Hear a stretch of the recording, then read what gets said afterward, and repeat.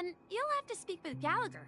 But he's currently busy hosting a visitor from the Oak family and specifically asked not to be disturbed. Mr. Yang, the person you're looking for, is it Miss Robin? Just as I thought. Considering what happened with Miss Firefly, this doesn't come as a surprise. If you're looking for Miss Robin, I can lead the way. She told me that she'd be willing to meet with outside guests. If it's not too much trouble. Also, we're looking for our missing companion. Oh, I haven't. But please, rest assured.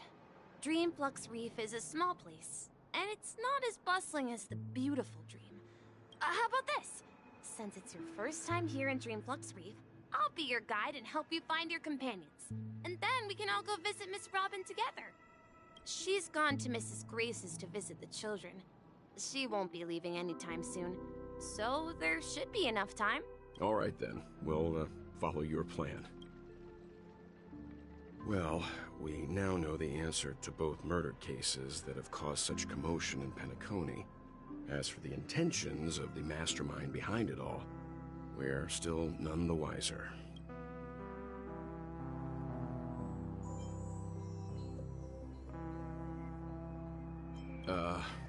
No idea. But its connection to Gallagher is worth digging into. Regardless, we have to find him. Say, you mentioned before that you saw a Clocky that only you could see, right?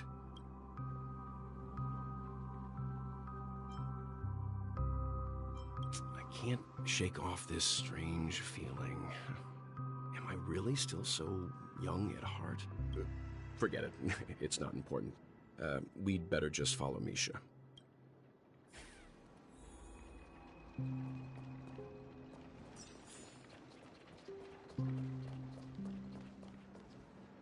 Everyone, look! From here, you can see the most spectacular view of Dreamflux Reef. A black hole? No. An accretion disk formed from consolidated memoria? Was Dreamflux Reef built on such unstable memoria? Oh, so Mr. Yang is also versed in memoria dynamics. I was just trying to figure out how to explain this huge hole to everyone. I bet you guys have a lot in common with Miss Kami.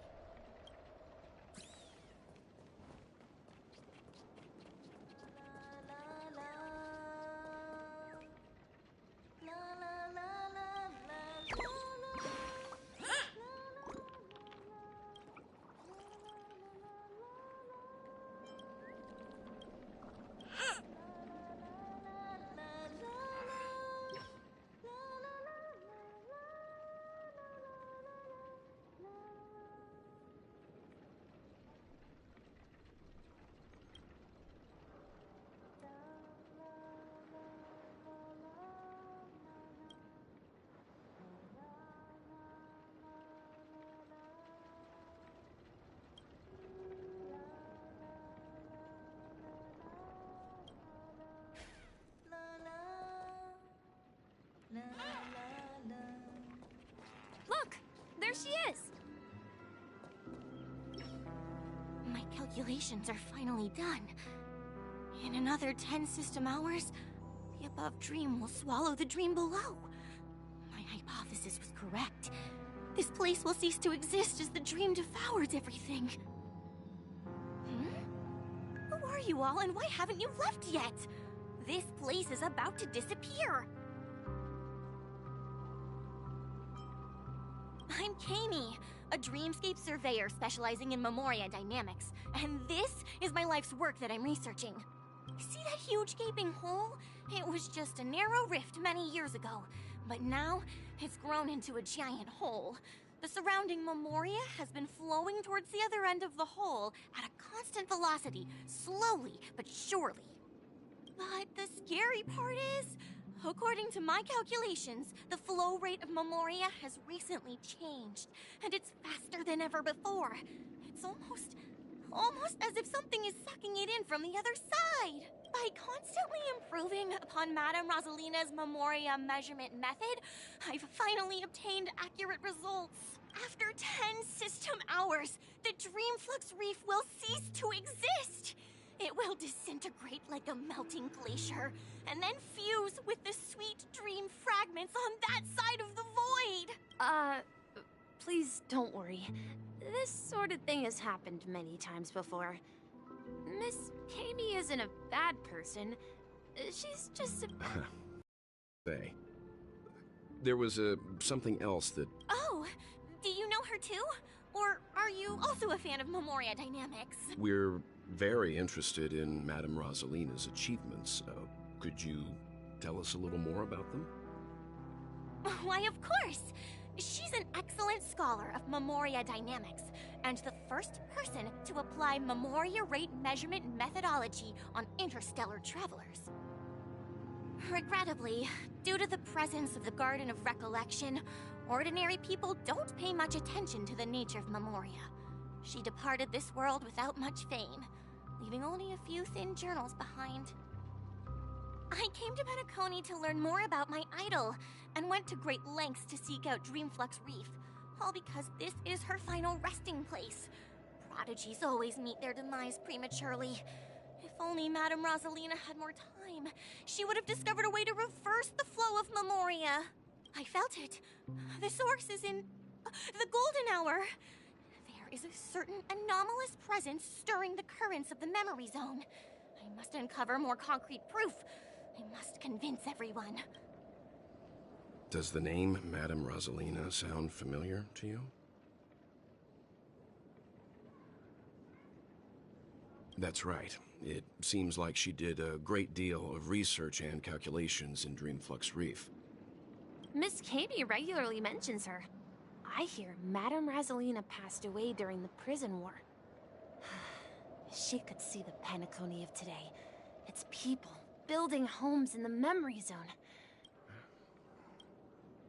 Our destination is the commercial district.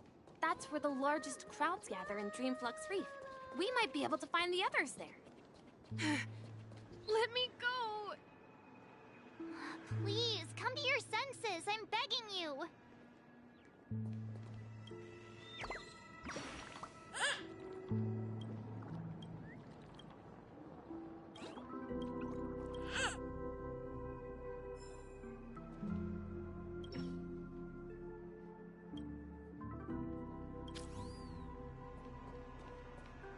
Ghost! There's a ghost! Don't come near me! Oh my. I'm human and so are you. Can you get it? There you are. I've been waiting for you two. Quickly, come help. I bumped into a member of the family on the way here. He was so scared and I just wanted to calm him down. But... Let me go! Let me go! I've only done good in my life. Why can't I? well, this is how it turned out.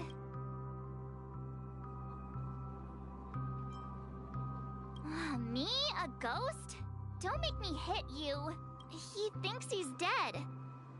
Although, when I first fell in, I also thought the same. Dear guest, this is not the afterlife. This is Dreamflux Reef. That's right. Did you hear that? Repeat after me. Dreamflux Reef. You're talking to someone invisible. If I'm not dead, what am I? I shouldn't have pushed my luck and tried sleeping in my dream. Curiosity kills the Papeshi. Stop asking! You'll alert the monsters. All the dead are right here. All of them. You're not talking about the memory zone meme, are you? Don't say that name! It's all your fault. They're coming!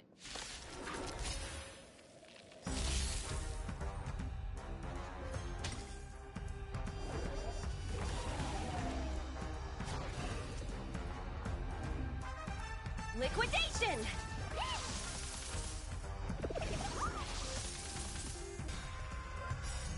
Beneath the silent waters, lies an endless abyss! I weep for the departed.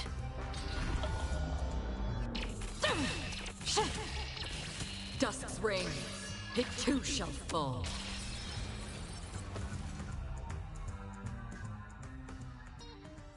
He passed out. His intense negative emotions attracted the nearby memory zone memes. I see. But what? Unlike in the Sweet Dream, people here don't see memory zone memes as dangerous monsters. And even if they pose a threat, people can easily escape by forcing a wake-up call. But we can't just leave this man here. Can we take him somewhere safe? We can ask Jessie for help. I've gotten to know many locals while waiting for you guys. Everyone here is living a self-sufficient life. I don't know how to describe it, but this place feels like the real dreamscape.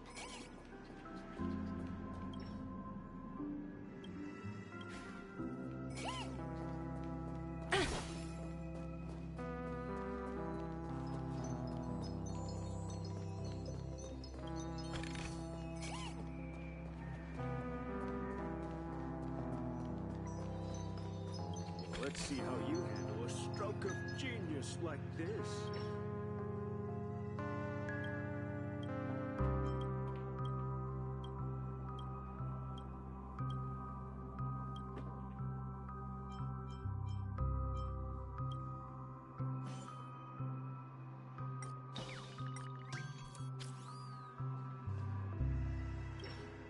Evening, Jessie.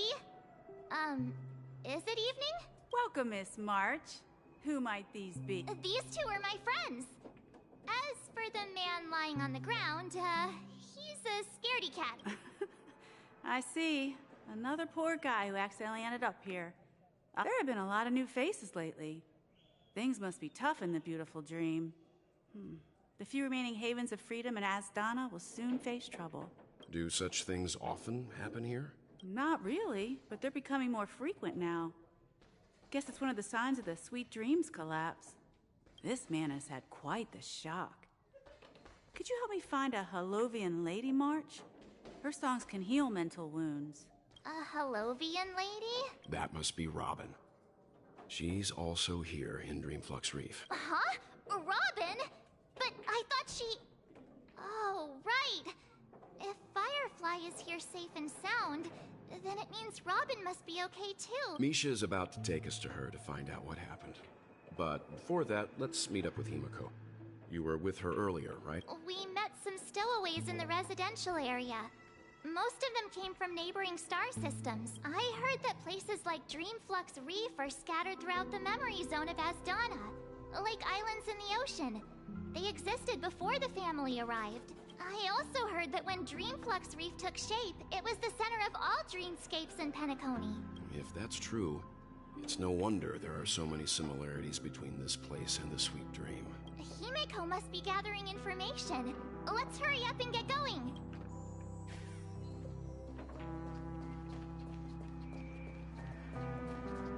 I knew you couldn't hold your liquor.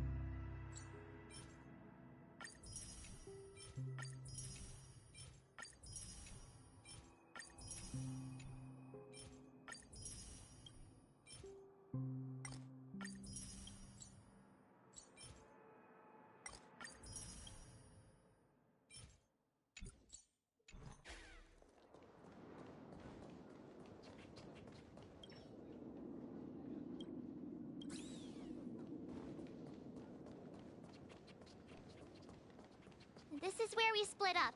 She can't be too far away. So that's how it is. I never imagined we'd gather the remaining details here. To borrow Gallagher's catchphrase, what an unpredictable twist of fate. Himeko, here they are. Ah, perfect timing. Now that everyone's here, I'd like to introduce everyone to Micah, who's partly in charge of the Land of the Exiles. Micah, these are my companions. It's a pleasure to meet the Nameless. You know us? I've been keeping an eye on you since the day you arrived in Penacony. We would have met under more appropriate circumstances if Dreamflux Reef hadn't been isolated from the 12 Dreamscapes. Please, allow me to formally introduce myself. I'm Micah, the Gravekeeper of Dreamflux Reef. Gravekeeper? Life in Dreamflux Reef is pretty liberating. Everyone here mostly keeps to themselves, without meddling in others' affairs. My daily task involves cleaning a few tombstones. You're too modest, Micah. When lost dream chasers stumble upon this place, you're the one who takes care of them, guiding them back to the sweet dream, or showing them how to survive the wild dream chaos. So, guardian of sorts. Were you talking to me, Mr. Yang? On that note, Mr. Mika, which tombstones are you referring to? We didn't come across any graveyard when we arrived. They're actually just symbolic stones. But since you're curious, Mr. Yang, I'll take you there.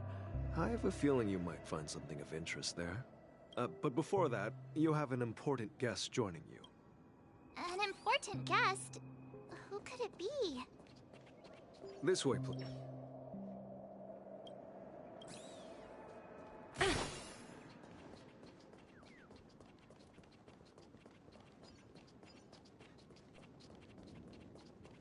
I remember when this place was all...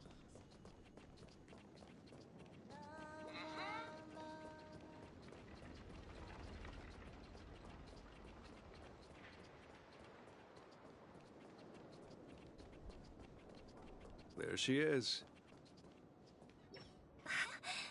Everyone sang so wonderfully. It's not often that I tried this music style, but I've gained some valuable insights from it. Oh, I can't thank you enough, Robin. Well, these kids have made incredible progress in only a few days. It was nothing, Grace. I merely taught them how to sing. It was you who brought hope into their lives. Life must be quite difficult for them in reality, I imagine.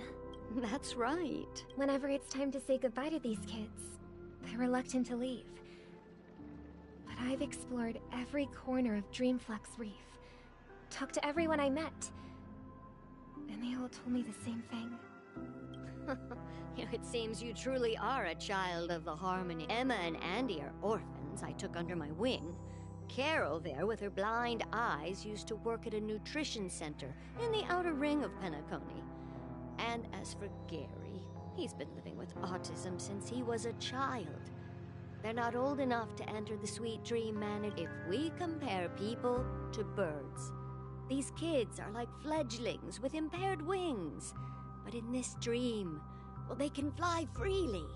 Even if they stumble along the way, well, they're still relying on their own strength. And me, an old lady with no legs. Well, without this dream, I couldn't even walk toward them. I'm glad life here in Penacony, it's just... Don't worry, Robin. Dreams have their significance, but they aren't everything. Both the children and I understand this. No matter how long we fly through this dream, we will one day return to reality. But you know what? Emma and Gary aren't plagued by their insecurities anymore. No, and Carol is learning how to cope with her blindness. And Andy is livelier than ever. You see, in dreams, we learn how to live. Once we return to reality... And should our feathers be damaged, then we share our wings with one another. There's no need to covet an illusory sky in dreams. Because we have the right and the ability... It's a relief to see you safe and sound, Miss Robin. It's nice to see you all again, Astral Express crew. I heard my disappearance caused quite the commotion out there. I'm really sorry about that. Since you're here, can we assume that you're fully aware of the situation in Penacony? Ever since I returned to Penacony, my voice started to change, until it gradually faded away. At first, I thought it was a temporary ailment, perhaps due to having been away too long, but now it seems the root of the problem goes way beyond me. There are elements around me that don't align with the harmony. Losing The sweet dreams collapse. That memo keeper mentioned the same thing. While I was away from Penacony, the boundaries of the 12 dreamscapes kept expanding outward. Whenever I mentioned the anomalies in the dream, all the family heads were fused. Later, I discovered the secret letters from the IPC ambassador, which further convinced me that there are hidden secrets beneath the surface of Penacony. So, following a land of the exiles, concealed by the family under the guise of death. A dream within a dream, where Penacony's past is bared. Hearing you speak, it sounds as if your voice has made somewhat of a recovery. I hate to admit it, but the harmony in this place resonates more broadly than it's regrettable. But the family has experienced betrayal. The traitor, or traitors, abandoned their original principles and, using the name of harmony, exploited people's weakness. This is not the strong defending the weak, but rather the strong exploiting the weak. A world without equality won't ever be favored by the harmony. And that— Could there be another force influencing the family's shift in philosophy, Miss Robin? Considering what happened with Acheron, it's difficult to conceive of another entity within the realm of the harmony capable of influencing everyone. I'd heard about what happened to the Cienjo Alliance, but as far as I'm aware, the family hasn't faced any such external interventions. Who knows? Regardless, I cannot accept my home is moving towards the very opposite of what the harmony represents, while still claiming to uphold it. I must uncover the reason why Mikhail cut ties with the family, and who exactly it was who betrayed us all. Do you remember our arrangement, Mr. Micah? Well, I've decided to forgo my role, and never step foot on the Charmony Festival stage again.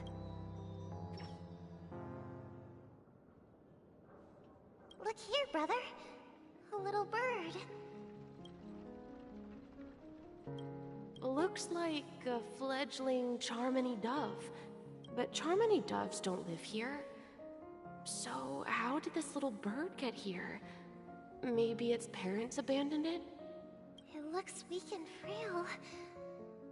Why don't we find something soft and make a nest for it? This place is too dangerous for a fledgling. Let's take it with us. Okay. A bird like that must have a beautiful singing voice. I'll ask the family head to build a cage for it. A cage? But then it won't have the freedom to fly. Let's see. What is it that has captured the attention of the two best interpreters of the Great One? To the point that they've... Oh, poor little thing. Doesn't... I do. But I don't want to lock it up in a cage. Why? Even if it's small and not fully feathered, and can't sing.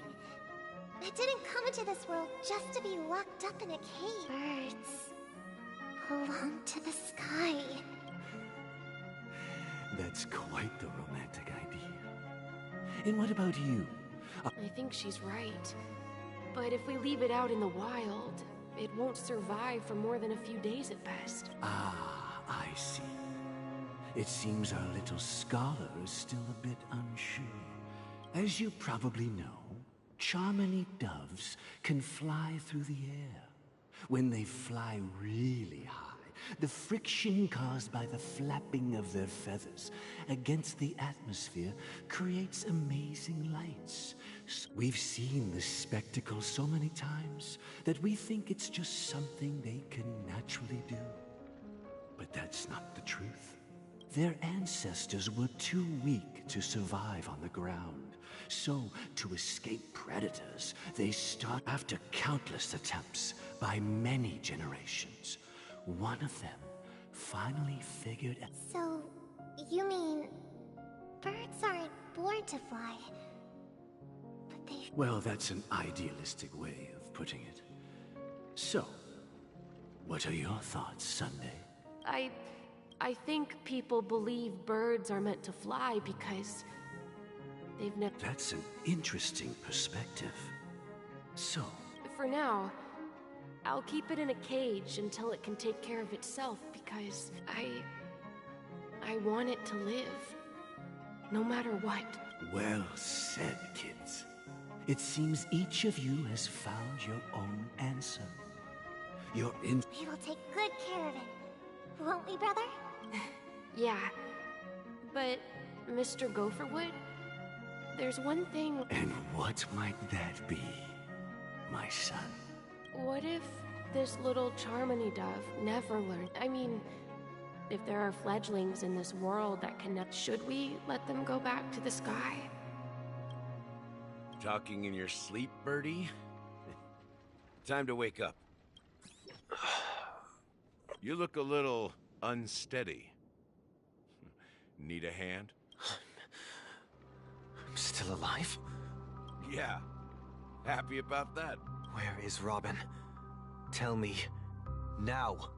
I knew that was going to be the first thing you'd ask. Don't worry, your sister is here, safe and sound. She's probably walking around the streets now. If I were you, I'd be more worried about myself. After all, right in front of you is the guy who just stabbed you in the chest with a dagger. If you wanted to kill me, you wouldn't give me the chance to speak. Just tell me your demands, lackey of the Watchmaker. So, you figured out who I am, huh? No wonder you had the guts to go against the Dream Master and the Four Families. Looks like I made the right choice. Choice? You are aware of my plan and see through my fictionology. Time is running out, so let's drop the charades. I'm suggesting we cooperate. Cooperate? What makes you think I'd cooperate with you? The fact that the famous Robin has chosen my side. Plus, some clues about a traitor and a bright future for Penacony. Any of that catch your interest? I find it hard to believe a man who's full of deception. Fine. You don't have to trust me. What you should trust is the sense of justice inside of you. Show me Robin first. All right.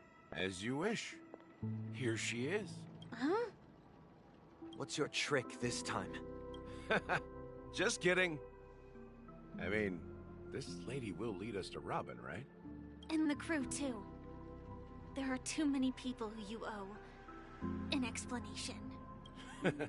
That'd be great. Please follow me, Honorable Oak Family Head. Now, all the actors are on the stage. This is the monument I mentioned earlier. The names inscribed on it should be familiar to all of you. Rosalina and Tiernan.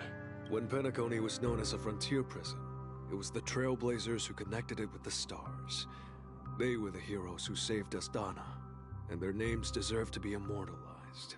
Not just on this small stone tablet, but in the annals of history for all of time. However, today, the planet of festivities is nothing but sweet dreams. That heavy... If their names are inscribed here, then that means... According to Micah, they died long ago. Rosalina was killed during the War of Independence. She ventured alone into the heart of the star system to investigate the flow of Memoria, but she never returned. Tiernan was a skilled gunslinger, strong and reliable. He led the people through countless battles, but he didn't live long enough to... In the decade following the war, Penacony faced challenges internal and external. To protect Asdana, Tiernan picked up the way of the Trailblaze again, and led the Letmoth family to explore beyond the system, only to be surrounded and wiped out by the swarm. Though I had expected as much, the tales of these heroes truly are sorrowful. True to the title of Trailblazer.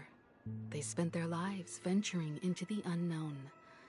But when Dreamflux Reef was created, its owner was still alive. However, he insisted on erecting a monument for himself, saying that it will happen someday.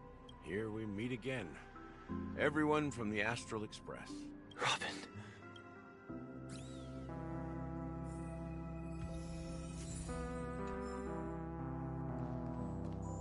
I brought Gallagher here.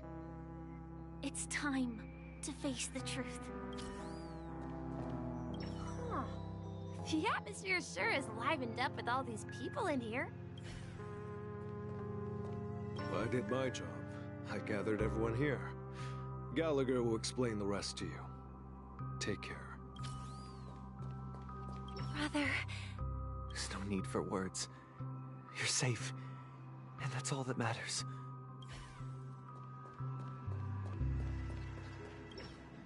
I promised to give the siblings privacy, so let's talk about our business first. What do you say? That sounds sensible enough. Since you went through the trouble of gathering the family heads, the crew, and the Stellaron hunters, I'm guessing you have something important to say, Mr. Gallagher? Oh? Is it that obvious? The look on your face is practically screaming, I'm the one behind all this. You're right, Mr. Yang. It is indeed time to come clean on everything. The siblings already know what they need to, and they've made their choice. But you, Nameless, arrived a bit late. So it's only fair that I answer your questions. Before we begin, let me reintroduce myself. I'm the founder of Dreamflux Reef, the deputy of the Watchmaker, and the one who sent out that invitation. As Gallagher, the history fictionologist, I humbly extend my greetings to you all. History fictionologist?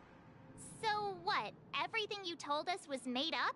Well, don't worry. Almost everything I shared was true. Well, except for the part about the family accepting me back. I double-checked with Micah, and everything he said about the family, the Watchmaker, and Mikhail is true. Thank you for your understanding. Now let's get down to business. I'm sure you're all wondering why I went through the trouble of setting up this battle for the legacy, inviting different factions and stirring up a ruckus all over Penacony. Well, it all boils down to something very familiar to all of you. The Stellaron. The Stellaron? But how is that possible? Penacony is a free-flowing interstellar hub. There are no signs of contamination whatsoever. You're totally correct. So, care to take a guess at what that means?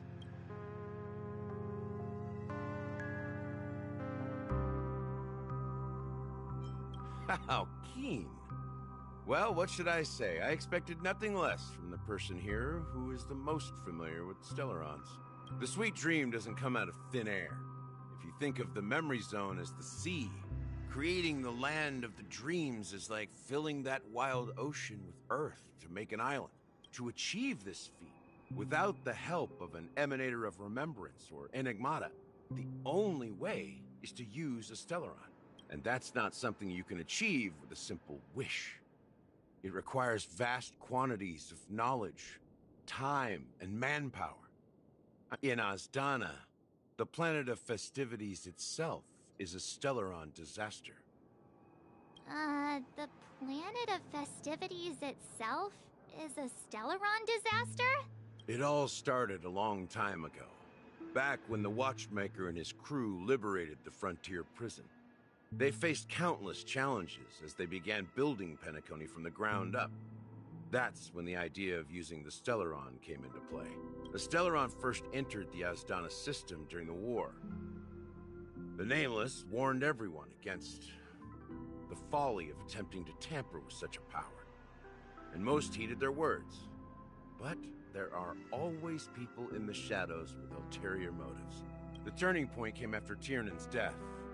With two of the Nameless gone, the Watchmaker had to go to the front lines. It was at that moment his rivals saw an opportunity. By the time a representative from the Montour System's family arrived at the Watchmaker's call, Stellaron had already been activated and was seeping into the primordial synesthesia dreamscape. And I suppose the family happened to possess the knowledge to seal the Stellaron? Not just that. They knew far more about the Stellaron than the average person. They helped Mikhail swiftly quell the civil unrest and played a part in building Penacony under the disguise of the Harmony. Those 3 eras were known as the Age of Dreaming. The Watchmaker, who had been left in the dark, sent out invitations across the universe, spreading the hype around the land of the dream. Then, how did they turn against each other? Remember the island in the ocean metaphor? The truth is, the Stellaron was never truly sealed. It existed in a different form within the dreamscape. Think about this. What would it cost to create and maintain such a lavish dreamland? It's people's lives. The opulent dream is built upon the decay of spirits, with a toxic elixir called pleasure flowing through the dreamscape. It tempts people to indulge in the dreamscape, and gradually their minds succumb, becoming confusion, laziness, and cowardice. Weaknesses that plague humanity were magnified and nourished by the family. Penacony became a new kind of prison, even more impenetrable than the Sadly, we realized this far too late. By then, the family had a firm grip on Penacony, swiftly quelling any opposition. At my wit's end, I had to use the power of the Enigmata, and sought refuge in this chaotic memory zone. Over the years, I fabricated a meme within this dream for our use. Dormancy. That's its real name. We exploited a loophole. You see, regular people can't fall asleep again while they are inside the dreamscape. So this is the true meaning of the impossible. You sent out invitations in the Watchmaker's name to find forces capable of resolving the Stellaron disaster and draw them into Penacony to uncover the truth. It's not just that. Above all, I wanted to see what happens when the major factions engage in a struggle for the legacy. Since this is the Watchmaker's first announcement in decades, the traitor within the family is bound to reveal themselves. So, the legacy is just a facade. If you want to consider the Stellaron as the legacy, I'm totally fine with that. If that's the case, where is the Stellaron now? That's a question for Mr. Wings. The Stellaron is still under the family's control, and as the head of the Oak family, I'm sure he holds all the answers. Go ahead. I'm sure Mr. Wings holds all the answers.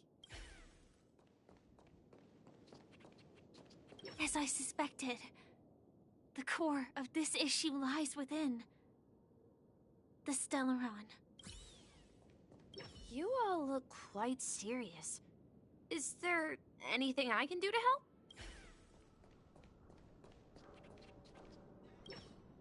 Are you done talking?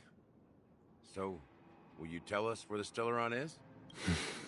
It is the Penacony Grand Theater itself. As I suspected, it's the embodiment of the family. The edifice that first materialized within the Sweet Dream. That's what turned Penacony into its current state. As for the person who employed its power, it is in fact Mr. Gopherwood, the current Dream Master. Well, that was easier than I thought. Did you conduct your own investigation already? Correct. When I was trying to track down the person who murdered my sister, apart from you, Gopherwood was my second suspect. Confronting me first turned out to be a smart move on your part. I didn't have other options. The Dream Master has been elusive, and even the heads of the families can hardly get an audience with him. Moreover, Mr. Gopherwood has been kind to my sister and me. And I didn't want it all to end like this. What do you mean by that? To be honest, my brother and I are also victims of the cancer of all worlds. We grew up as orphans, and were adopted by the family when they came to help. Mr. Gopherwood recognized our potential and brought us to Penacony, but I can't just stand by and watch Mr. Gopherwood become an enemy of the Harmony. I won't use my voice to support an evil cause. I won't step on that stage and sing, no matter who the traitor is, or what orders they give me. I won't let the Charmony Festival become an event that destroys Harmony itself, or the paradise in our dreams. Indeed. For the paradise in our dreams. As the head of the Oak family, I'm responsible for ensuring Penacony's promising future. Robin and I will head into the sweet dream and confront the Dream Master. And if it turns out that the family has truly strayed from the Harmony, I'll fight alongside you. We'll put the Charmony Festival on hold and make sure Mr. Gopherwood pays for his blood debt. The enemies you are about to face aren't like this old dog here, who can barely even bark. Since our interests are aligned, why don't we team up? Maybe, just maybe, we'll have a shot at success. We have always been following in the footsteps of our nameless predecessors, and there's no reason to stop now. Yeah, we Nameless won't back down from a challenge. Isn't that right, Miss Trailblazer? Come on, don't crack jokes at such a serious moment. Rest assured, sitting on the sidelines isn't in our nature. Mr. Sunday, Miss Robin, I'm willing to accompany you on behalf of the Astral Express. Having a third party present should help with... Thank you, Mr. Yang. Thank you all very much. The Charmony Festival is about to start, and time is against us. Everyone, let's gather over here. We still need to make some preparations. I may have been quick to step up to the plate, but confronting the Dream Master could be a very dangerous affair. Huh? Even you're saying that, Mr. Yang? He's the leader of the families of Penacony, and he has the entire power of the Harmony behind him. Not to mention the Stellaron in his possession. Maybe you can just stay behind this time, Mr. Yang? No, that won't do. Even if we count Robin as an ally, something felt off about Mr. Sunday just now. Although, I can't quite put my finger on it. I have to make sure he won't turn against... You're still carrying the keepsake the IPC envoy gave you, right? May I borrow it for a moment?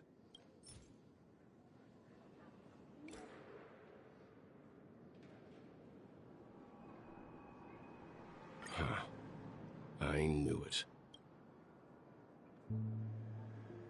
As I suspected, this chip Aventurine gave to you is actually a miniature transmitter. If I'm right, he intends to use it to track your location or contact you when needed. As it so happens, this may actually be of some use in the current situation. Aventurine? Is he still alive? And what does he have to do with our mission to confront the Dream Master? Remember what I said earlier? Working with the IPC is a way to keep the family in check. If negotiations go south and the family show their true colors by going after the Stellaron, I'll use this transmitter to send a message to the IPC. It'll be just the opportunity the IPC ambassador was hoping for. The only question mark in all of this is Aventurine's current status. But the IPC is always listening, especially senior strategic investment department heads like him. Getting the message... Good luck to you, Welt. Well, you take care too. If anything goes wrong, don't worry about me. Just make sure to seal the Stellaron. Spoken like a true hero. Even if the Dream Master is innocent, the family's corruption runs deep. I won't make the same mistake Mikhail did. Don't you have something else to tell us, Gallop? Why would you say so? Before we departed, the conductor asked us to inquire about the 3 Nameless in Penacony. We've already collected intel about Rosalina and Tiernan, so the only one left is Legwork, if I'm not mistaken. We've already met him somewhere, haven't we? It's not enough to say meet, but the answer is pretty obvious. After I've been watching over you ever since I received the reply from the Astral Express, and I've seen the great effort you all put into linking different realms together across the cosmos. And now, after getting Miss Himiko, Were you the one who repaired the Express and got it sailing through the cosmos again? Yes. And you two, young Nameless, you have very interesting lives.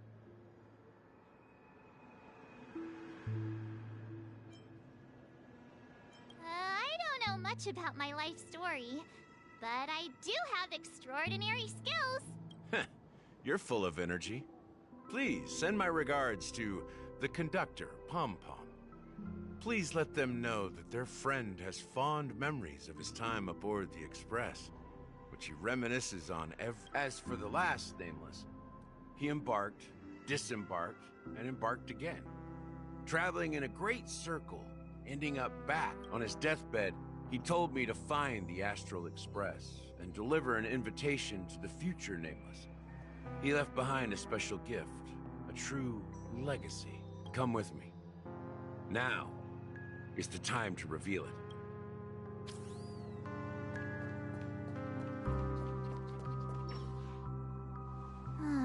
Back here again. Sometimes I feel like you're still alive, old friend. Like you've still got so much to say and do. I've kept my promise, brought the future trailblazers you've waited so long for. I don't know why you were so obsessed with that train, but I remember. Don't let us down, old man.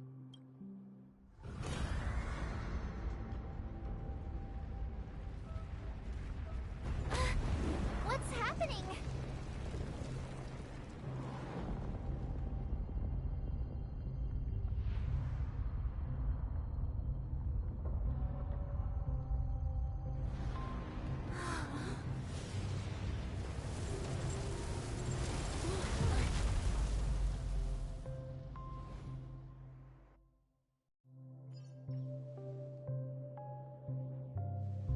Go ahead. His resting place lies in the garden up ahead. The first and last Nameless of Penacony, Mikhail Char Legward, the Watchmaker.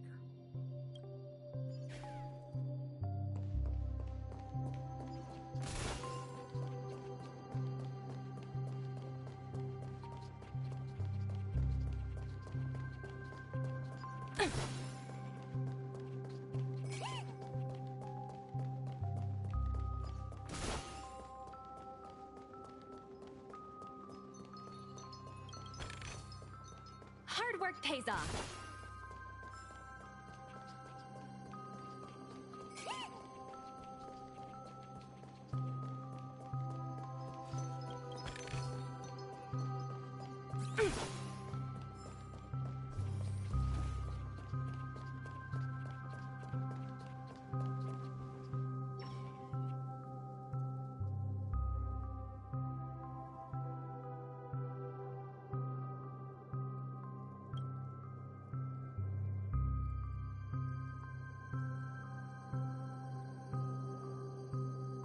Sure enough, the Watchmaker is the third Nameless.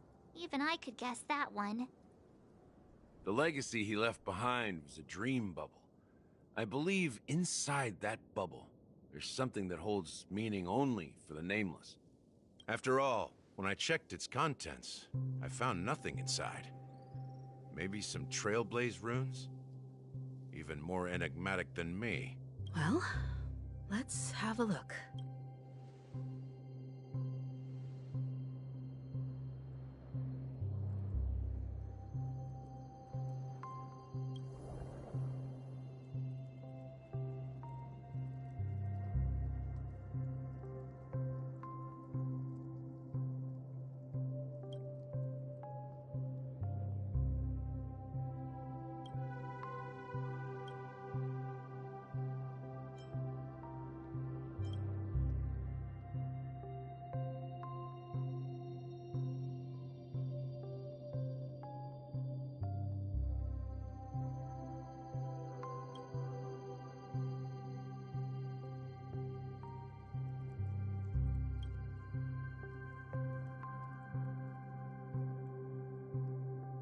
Wait, what's going on? Seriously? There's nothing inside this dream bubble? How could a dream bubble be empty? Just as I suspected. That old man always had this strange belief, nameless in the Trailblaze. And I never understood where he got that confidence from. Especially since he never managed to get in touch with the I could never figure out what was going on in that old man's head. But this empty dream bubble is so typical of him. He was always full of weird fantasies and incomprehensible romanticism. That mischievous old man. Well, I didn't... Don't think that's the case, Gallagher. I'm sure Mikhail has left us the most precious thing of all. Don't start getting all philosophical on me, all right? Just as Mikhail believes in the nameless of the future, we unconditionally believe in the nameless of the past. How could they leave with regrets for the future when they were ready? There must be something contained in this dream bubble. It's just we haven't figured it out yet. Well, I'm a follower of the Enigmata. My philosophy forbids me to have faith in anything. That's why I understand what faith means in the path of Trailblaze. And... Can I borrow your pet? I need to make a trip back to Golden Hour and check something at the Dreamscape sales store. It's for Mikhail, and for the future of Penacony.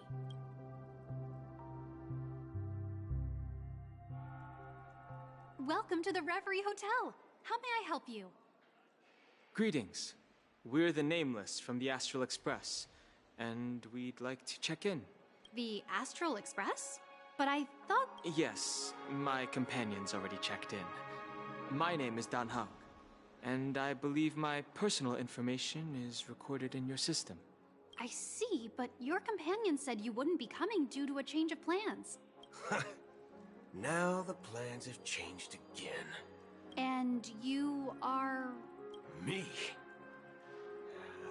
I'm Pom Pom, a new Nameless who's also with the Astral Express. He's my fellow Trailblazer. We responded to the family's invitation before he boarded the Express, so he wasn't registered in your system. Is it possible to accommodate him as well? Oh, I see. Another one of the Nameless had a similar situation. Seems like a lot of people are joining the Trailblaze these days. Since there's a precedent, it shouldn't be a problem. Just give me a second to contact your companions. I'm sorry, dear guests, but it seems I'm unable to reach the other members of the Astral Express. What do you mean by unable to reach them? My apologies. This is the first time I've encountered a situation like this. However, the system indicates that those guests are still in the Dreamscape. How about this? Give me their room number, and we'll go check on them ourselves. I'm afraid that's not possible. I need to verify both of your identities before I can share any guest information. How about you just wake up someone? Let's say, Welt? I'm sorry, but there are strict rules regarding forced awakening. It cannot be done without the proper clearance.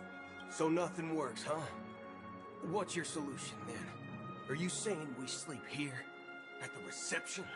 Please be patient. We need to contact your companions in order to confirm your identities. And now it seems you need to confirm our identities before you can contact our companions. It seems so. Oh, fudge! Look, nothing personal, but if you can't handle this, go find someone else who can, okay?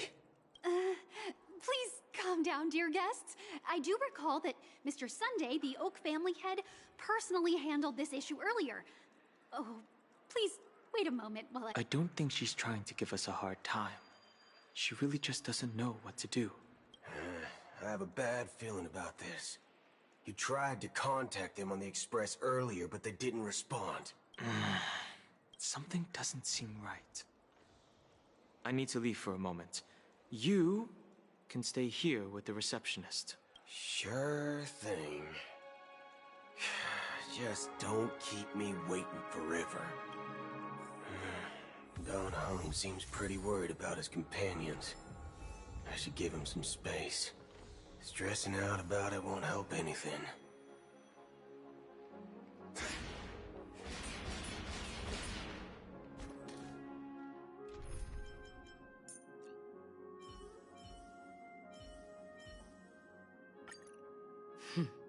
You're fast.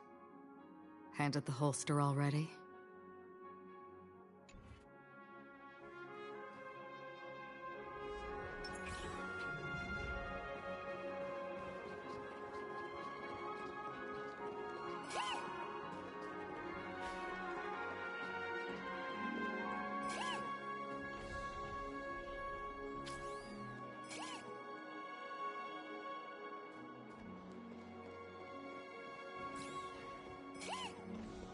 Running late again?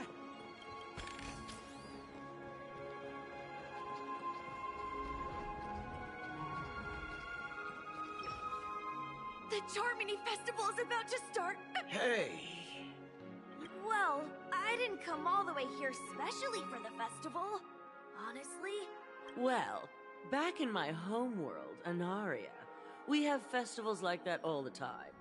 My dad threw me a birthday party. Oh, come on! The Charmony Festival is a once-in-an-Amber Era event. How can a birthday party compare? Well, you never know, right? Maybe on her world. Anyway. Unsettling things? What could possibly go wrong? It better not ruin the Charmony Festival! Relax. With a big event like this, there's bound to be lots of gossip.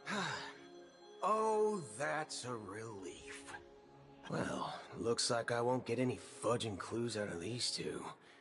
They're clueless.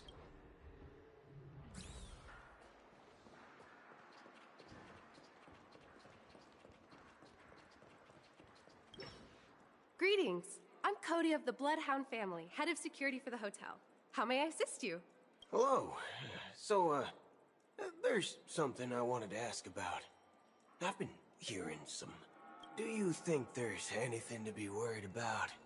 I've traveled all the way from the Hayaii Federation, and I don't want my trip to be ruined. I'm not sure where you heard those rumors, but they're completely baseless. I can assure you, as a representative at present, all of the families are focused on making sure the festival starts on time. Even the Dream Master himself has arrived. She doesn't appear to be acting. So, it seems... back already? Hasn't she returned yet? Nope. I'm starting to wonder. Neither the staff nor the guests seem to know anything about what's happening in the dreamscape, and... I agree. Another unusual thing is that the Oak family is supposed to be in charge of organizing the council and managing. I walked around the hotel, but didn't meet a single member of the Oak family. Well, I'll be forked. If I remember correctly, the head of the Oak family is that Sunday guy, right? We shouldn't linger here too long. Not so fast. Have you ever robbed VIPC, bro? Are you suggesting we sit here and do nothing? I wouldn't say do nothing. But let's stay put for now. Even if the family has ulterior motives, they don't want to attract unwanted attention from certain outsiders, so they won't do anything reckless. If I were a family member, I'd find an official excuse and keep the surprise factors here. If we just wait here, that would be like walking into their trap. Of course, we don't need to walk into their trap. I gave a backup plan to the memo keeper. If it turns out we won't be allowed to enter the dreamscape, she'll order a drink for me in the VIP... A secret signal. That's right. Oh, a concrete object can indeed help the memo keeper establish a connection with you. But Boot Hill, if you have more backup plans in the... I'm sorry. But it's one of my quirks. I have too many unreliable friends. And if I reveal that I have backup plans, things can... How do we get into the VIP lounge? This is where my street smarts come into play.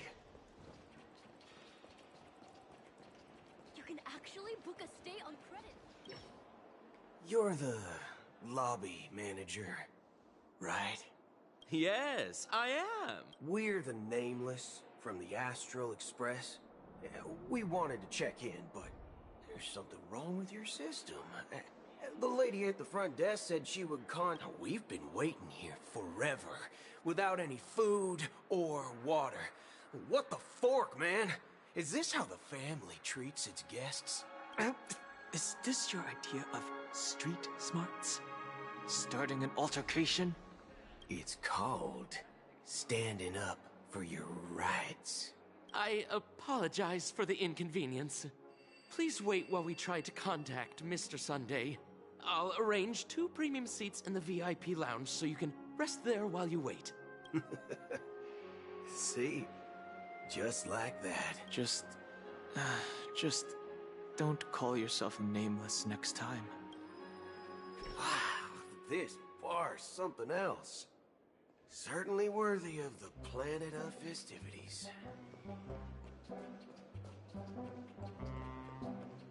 What? Good evening, gentlemen. Hey, I have an order for a bottle of Donna's White Oak. Donna's White Oak? I think there might be a misunderstanding. Oh, no way. If someone had reserved such a beverage, I would definitely remember it. It sells for hundreds of thousands of credits per bottle, after all. I couldn't afford to cover for such a... That's strange. Well, could it be that the memo keeper couldn't afford it? What should we do now? Oh, no need to rush. Well, let's grab some drinks first. Maybe I arrive now. Let's see what kind of juice malts you all have here. Well, give me a glass of Heenum Valley, 40 years. Wow, that's the most expensive one on the list. You have a taste for the finer things. It's on the... What can I get for you? Anything you recommend is fine. Then I would recommend today's special, Glass Village. It's classic Soul Glad mixed with Laboon juice. It's refreshing and suits your cool demeanor. Just 1 minute. Ah, this flavor.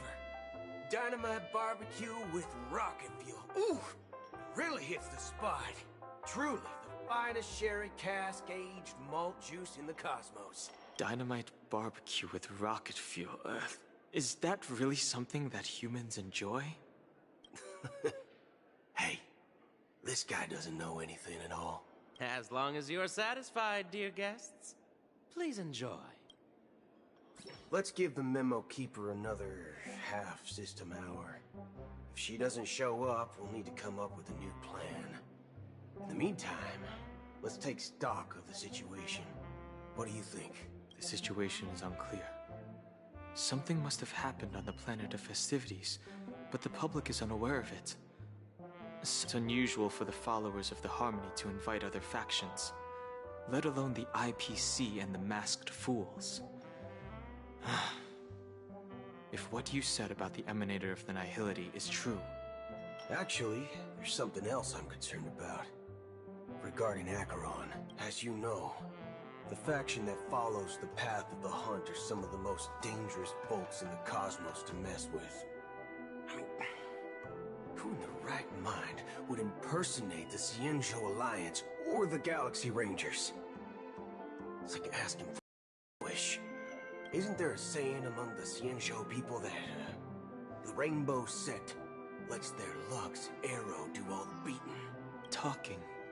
Do all the talking. Well, you know what I mean.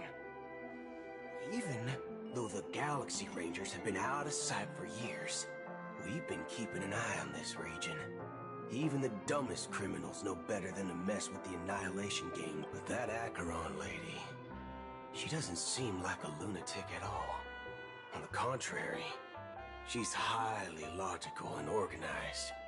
She knows exactly... And you believe that someone like her would have an ulterior motive for impersonating a Galaxy Ranger? I'm not entirely sure, but I do have my suspicions.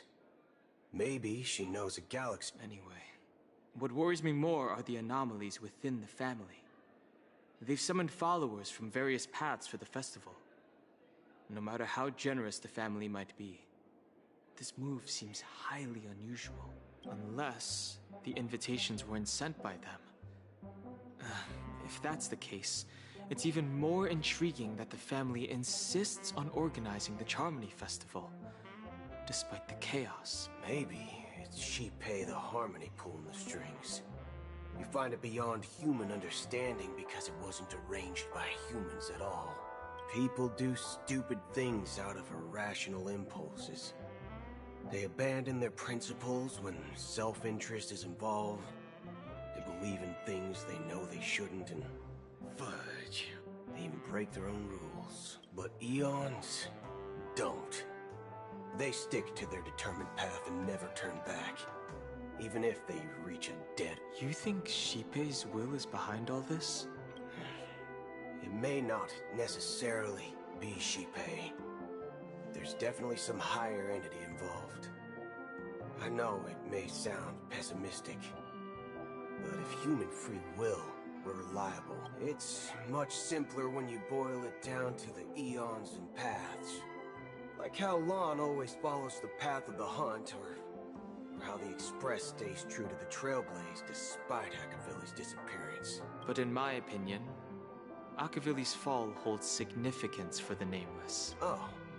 So you're saying the Nameless now have to take responsibility for their own choices because their absolutely right leader is gone?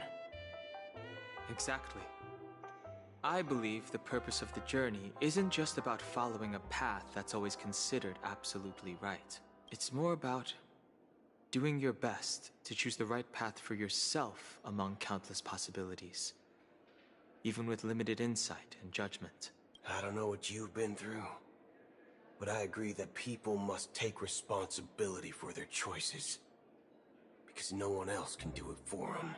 That's why the Galaxy Rangers need to uncover the imposter and figure out her true intentions. Just in case. I have a backup plan if the Memo Keeper doesn't show up. This is my final backup plan. I promise. You sure have a lot of cards up your sleeve. Well, going back to my old career would make things a lot easier. By the way, when you were walking around the hotel, did you happen to see any important-looking guests? What's your plan? It's simple. We just grab some hostages and use them as bargaining chips with the family. Or maybe we can even take their identities. No need for that. We'll return to the Express now. Wait. Are you getting scared? Draw your weapon. Let's make a big scene. Are you leaving, esteemed guests? Would you like to cancel that Asdonis White Oak you just ordered? Huh? Asdonis White Oak? But didn't you just say... Ha ha. Looks like you are a bit intoxicated, esteemed guests. You ordered a bottle of Asdonis White Oak just a moment ago. Looks like your Memo Keeper friend has finally arrived. Oh, right. Sorry, my memory's not the best. You know, too many modifications and all. I'll be waiting for you on the Astral Express. No mistake. That's her message to you. She knew the hotel wasn't safe, so she suggested we find an... Well, looks like we took a detour, but now it's back to the Astral Express. So, what do we... You're back? Two guests just boarded saying they were looking for Boot Hill, so I told them to wait in the parlor car. Oh, just in time. 2 guests? She's one of them. Look, we welcome all passengers on the Astral Express, but sneaking in like that? You have no regard for etiquette. My apologies, conductor. It was an oversight on my part. I assumed you were already acquainted with the garden. Given the chaotic situation in Penacony, the Nameless are the only ones we can truly trust right now. You are the Memo Keeper. Pleased to meet you, Dan Hung. I've seen you in others' memories. And as for Boot Hill, this is our first face-to-face meeting. I hope you enjoyed that bottle of Astana's White Oak. You sure have a refined taste. Finally, Memo Keeper. Well, let's cut to the chase. Spill everything you know. That's precisely what I intend to do. But before that, please allow me to introduce myself. My name is Black Swan, and I serve the Garden of Recollection as a memo keeper. As for Acheron's story, I'm sure she knows it better than I do. Greetings. I'm Acheron. What? You Garden of Recollection shirtbag! You betrayed me! I apologize, but she did that at my request. Due to certain reasons, I have been exiled by the family. Thankfully, this memo keeper came to my aid and helped me escape their surveillance unnoticed. To be honest, it was more like stalking than helping. And the process was far from unnoticed. But we did escape. I asked her to guide me to a place beyond the family's reach and to contact a few trustworthy individuals. Namely, all of you. Trustworthy? Son of a nice lady, you think I'm dumb or something? How about this? I'll put a few bullet holes in your head and see what secrets spill out. Then, we can talk about trust. It doesn't have to be like that. I'm willing to answer all your questions, but not right now.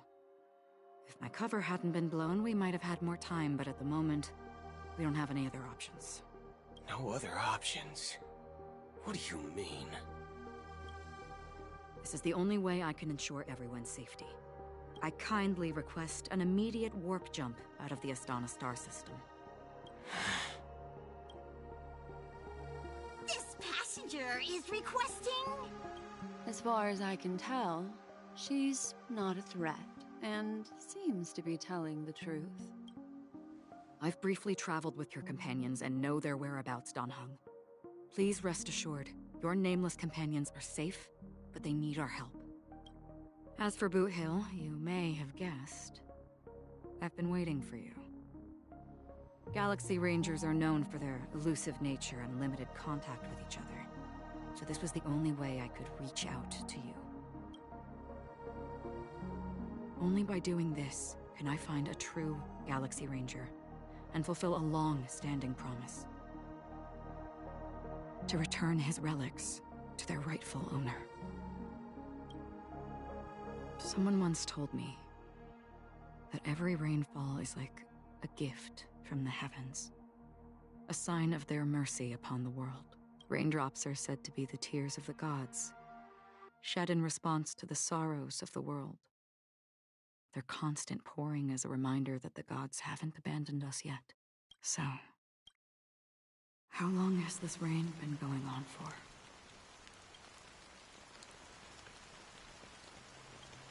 I used to believe, just like you, that it would eventually stop. Years and decades passed. And in the end, looks like the god you mentioned doesn't exist after all.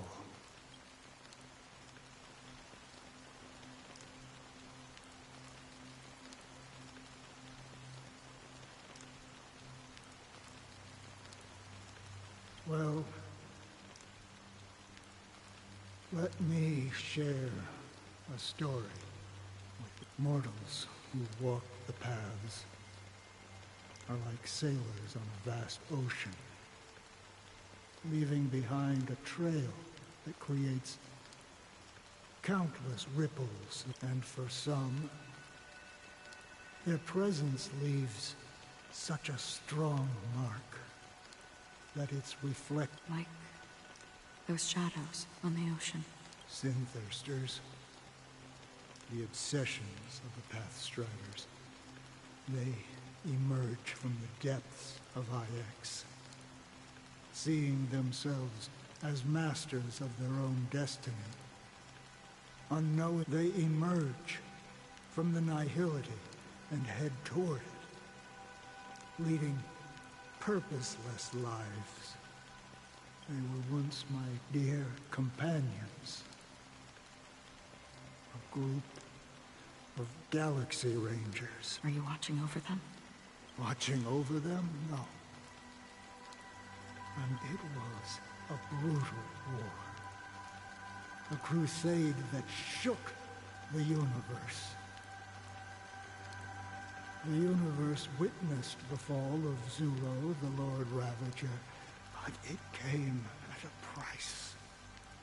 The unwavering determination of the Hunt followers persists even in death.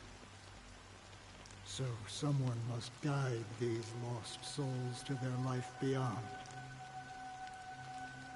They were heroes in their time. As for me, I've suffered too many losses on that battlefield to advance. But you know, these sin-thirsters, they're not who they used to be. Does this seem pointless to you? Well, some tasks have to be done, even if they are pointless.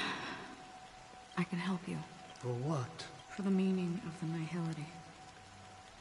That's what I've been seeking. I see.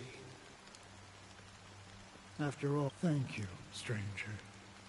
I wish that... Before we part ways, I have one more question. It is true that their actions and even their entire lives may seem pointless from our perspective. If this is what the departed ones expected, should we try to change it? A good question. And a profound one.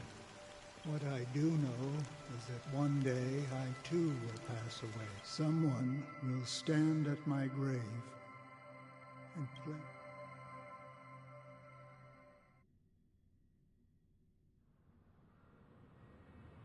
When I appeared as a child, my speech, mindset, and soul reflected immaturity and innocence.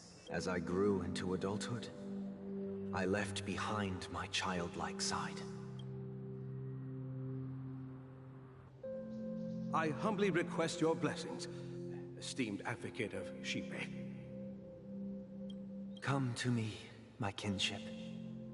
I have sought their presence with us. As you wish.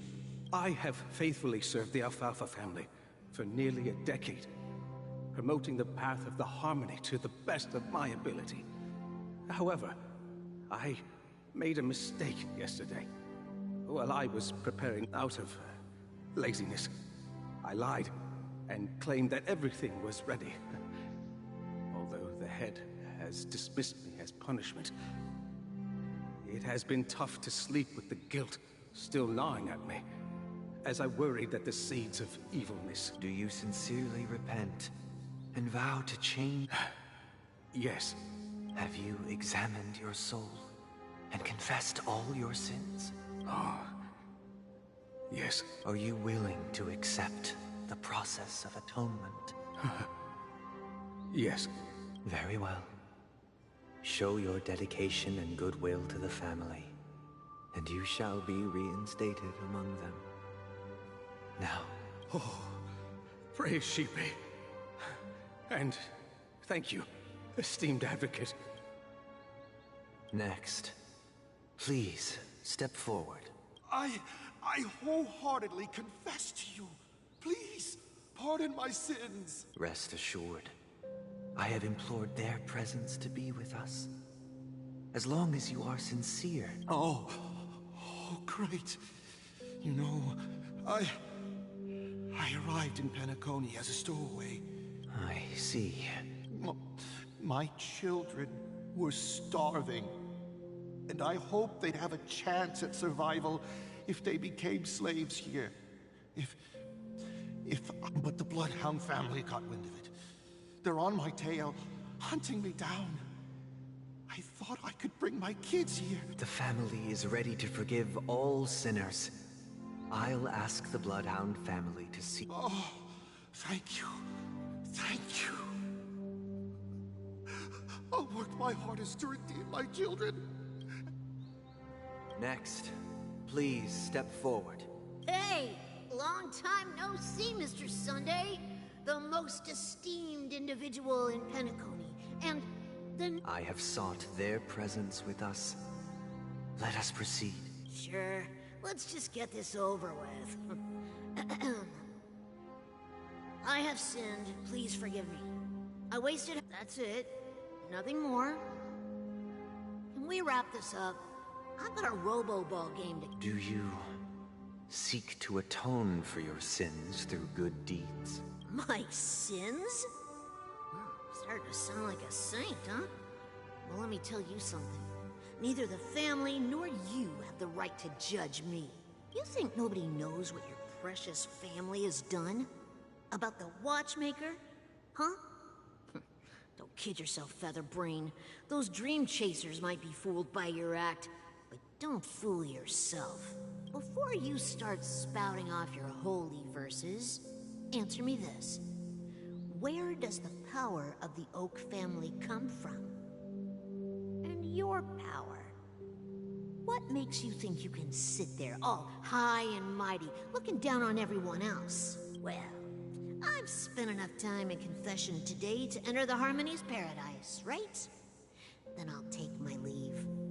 Good luck with your election, and, don't make me regret my investments in you. Oh, revered triple-faced soul, hear my doubts. Who can judge the strong when their power hides their crimes?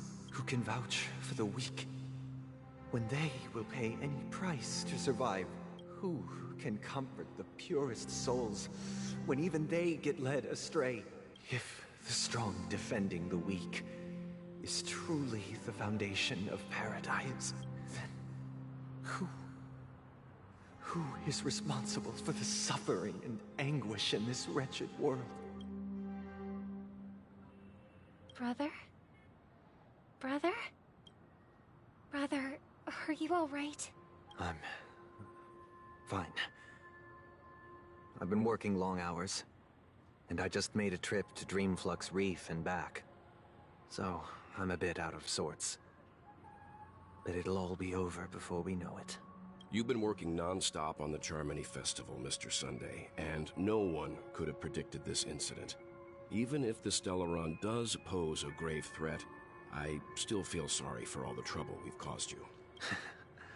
No need to worry about troubling anyone. The Charmony Festival was meant to spread joy and harmony across the cosmos. But now that we know the truth, I'm afraid we'll have to cancel it.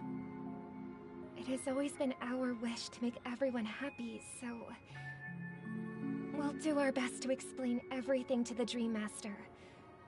I'm sure he'll understand, even if the negotiation does not go smoothly. I'll refuse to go on stage. Without the Chordmaster, the Harmonious Choir would not arrive, and the Charmony Festival would be just a grand performance, and nothing more. I'm relieved to see your determination. You know, since arriving in Penacony, we haven't had any contact with this Dream Master himself. I'd heard of the heads of the 5 major lineages, but the Dream Master rarely grants an audience, even for us. But, given the urgency of the situation... Perhaps you'll be the first guest to meet the Dream Master in years, Mr. Yang. Let's hope we can reach a consensus that satisfies everyone. Indeed. Let us hope so. It's about time. We'll have to get ready for the meeting. I apologize for... Don't worry. I'll be waiting here. Oh, dear. It's Mr. Sunday! Hey, come over here! Looks like someone needs help.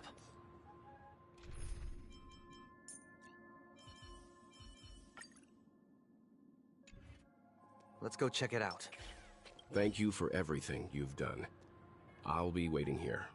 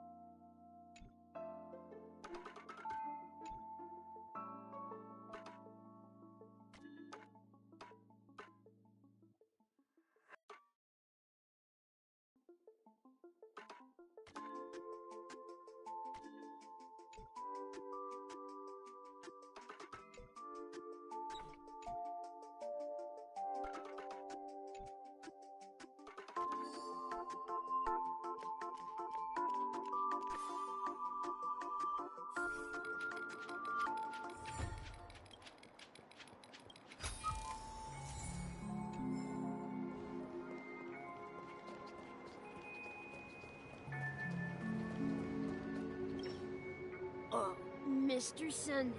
Hey there! Okay, see the moon in the sky?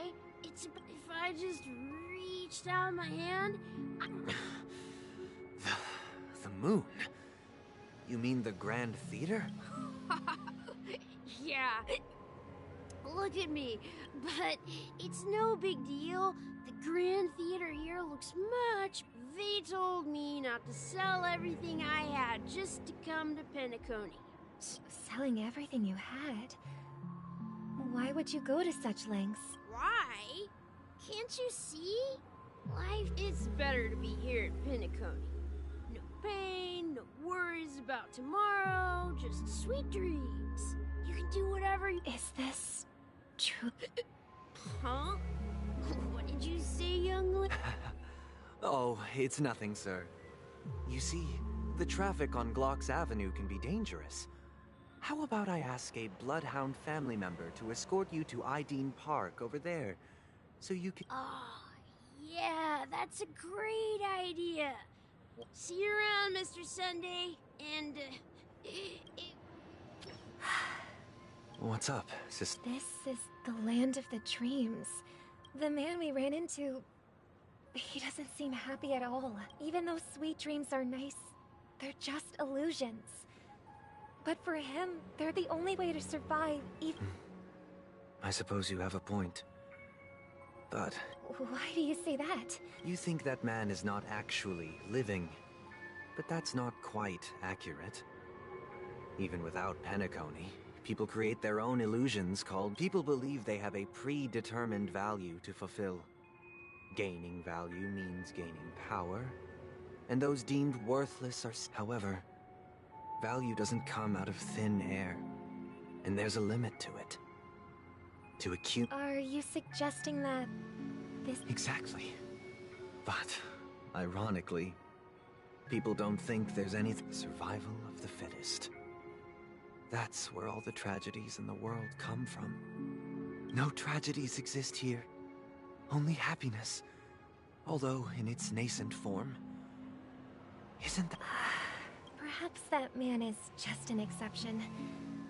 Let's not jump to conclusions. We should... Yes. Seeing is believing. I'll accompany you. The dream...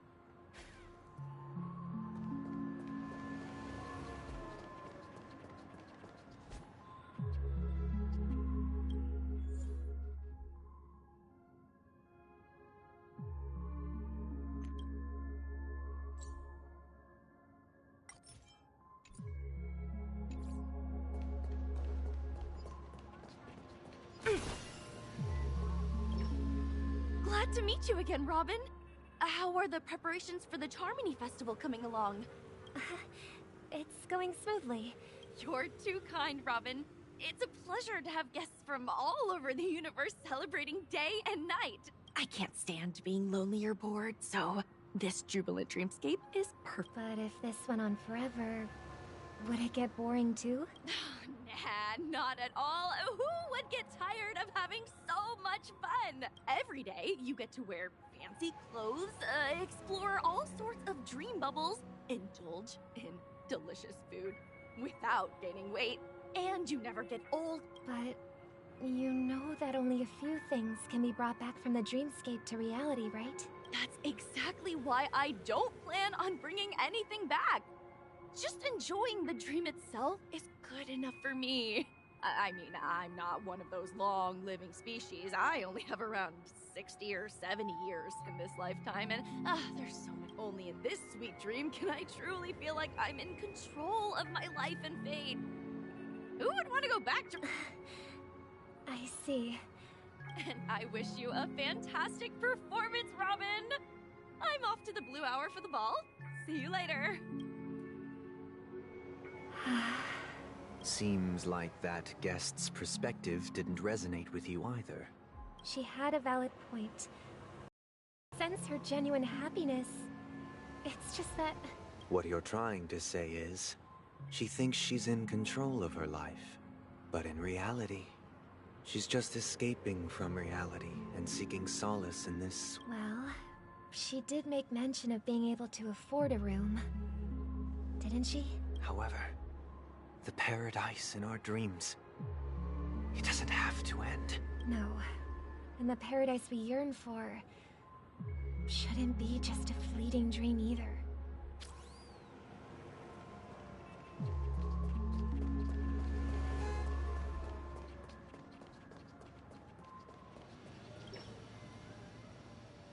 The scenery in this dreamscape is truly breathtaking, isn't it? Oh, Robin. Can't believe I'm meeting you in person here. You're right. Even though time stands still in this dreamscape. A philosophical mind. Oh, not at all. No. With little time left, I yearn for meaningful conversations. It's my pleasure. No need to be formal. Just speak your mind. You said, with little time left. Yeah. I was part of a war, and while escaping from the Sarkosian mothership, I got exposed to some radioactive materials. And then, all my comrades died, and my hometown was wiped out by neutron bombardments. How heart-wrenching. They have, and I'm truly grateful for that. They provided me with a comfortable room, the most advanced life support devices in the cosmos, and my physical body is now in the dream pool, sustained by life support.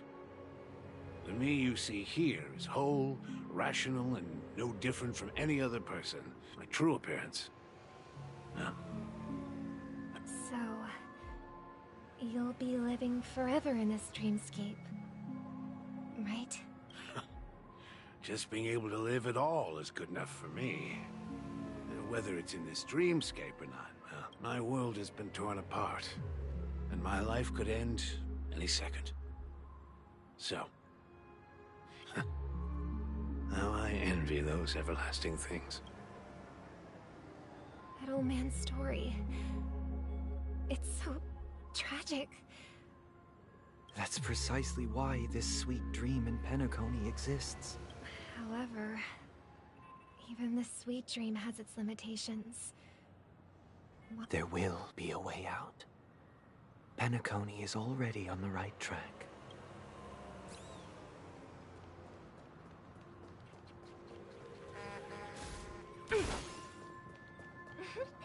Look what we have here. A lovely young lady. Wait, is that me?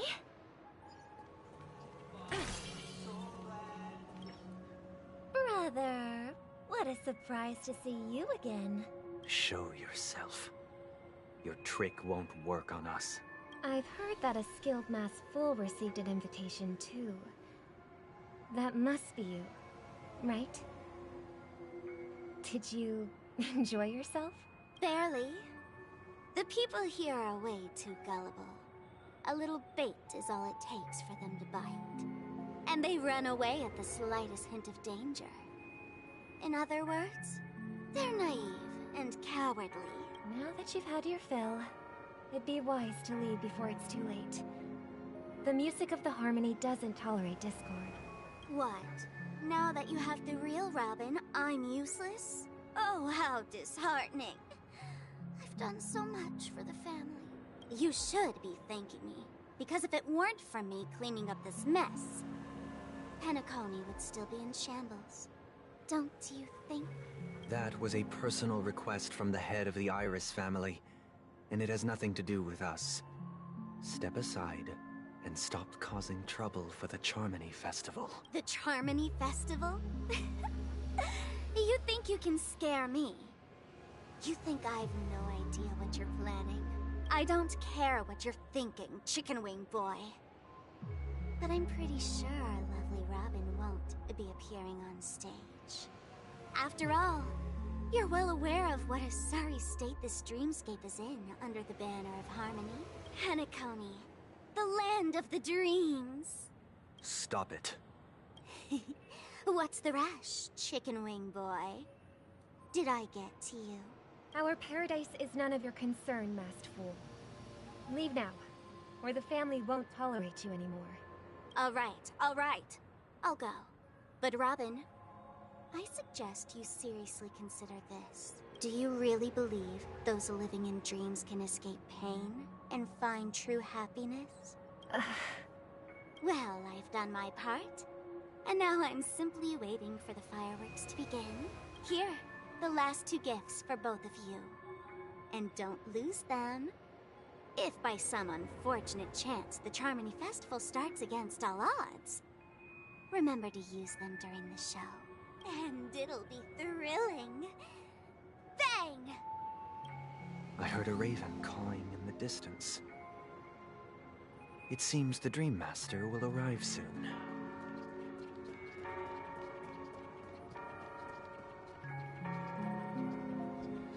Let's wait here for the Dream Master to arrive. Okay. By the way, brother, I heard you no longer have a sweet tooth. Back when we were kids, seems like a lot has changed during my absence. Well, someone has to stay awake even in this sweet dream. But that someone doesn't have to be you, or anyone in particular. The paradise in our dreams.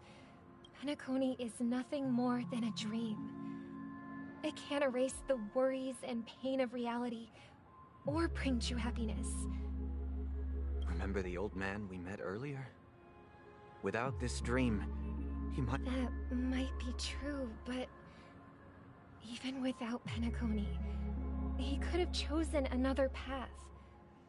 As far as I know, that path may have been more ordinary and challenging, but now he's in a comatose state. And that sweet dream has become sort of end-of-life care. His fate is sealed. Is Penacony granting these people a future? Well, don't forget this. The future for humanity is like the sky for birds. People mistakenly believe that flight is inherent to birds because they've never witnessed those birds crashing to their death. Do you remember how we took in that little Charmony dove when we were young? Yeah. We took care of it. Provided food and water, groomed its feathers. Well, I didn't mention what happened to it in my letters, because I did shortly after you left. It crashed to its death right in front of your window. I had surmised as much. I knew you wouldn't have avoided mentioning the bird for no reason. Despite that unfortunate outcome, I still believe it was the right decision. Birds aren't meant to spend their lives in cages. They belong in the sky, even if they can't fly. But here's the thing. If there are birds in this world that can never fly, can we really assert that they belong in the sky? Are you implying that the same goes for humans too? The Astral Express as an example. The Nameless made tremendous efforts to bridge worlds, gaining fame across the universe. However, only a few extraordinary individuals can endure. That's because the pursuit of the Trailblaze exceeds the capabilities of ordinary humans. Otherwise, why would this path be filled with broken rails, an abandoned express, and even a fallen Eon? That's just sophistry. If that were true, then only the powerful would have the right to determine the future. Unfortunately, that's exactly what happens. Another name for the future is self-value. While this world has its fair share of heroes who inspire people and garner admiration for their heroic deeds, the majority of ordinary people will never become heroes in their lifetime. Some are born weak and vulnerable. Some find themselves trapped in unfortunate circumstances. Some fall victim to malice and cowardice. When it comes to survival, everyone is equal. And the weak can only watch as their value gets... That's why we should care for the weak and support them as if their suffering were our own. That's what the Odes of Harmony have always... While the Harmony holds noble aspirations, the strong will always be strong. and the weak will always be weak. Even in this carefree dream. In the end, if people can't even secure their own survival, they won't care about the illusory future of equality. As long as the law of... But if people don't live for the future, do they merely exist for survival? If even you, my brother, don't believe that the harmony will save the weak, then which eon... People often forget that when the first bird took flight, the entire world envisioned a future where no more fledglings would ever crash to their death. Are you reading, sister? What are you reading? Mr. Gopherwood gave me a picture book.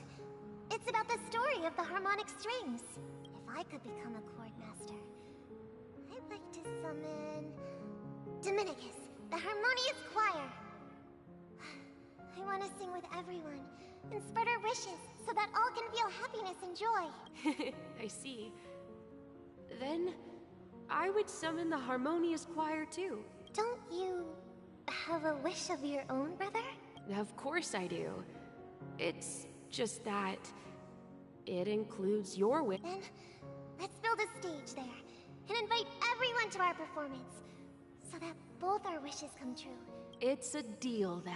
Yeah, it's a deal. But how can I become a chord master? Maybe you'll have to become a star first.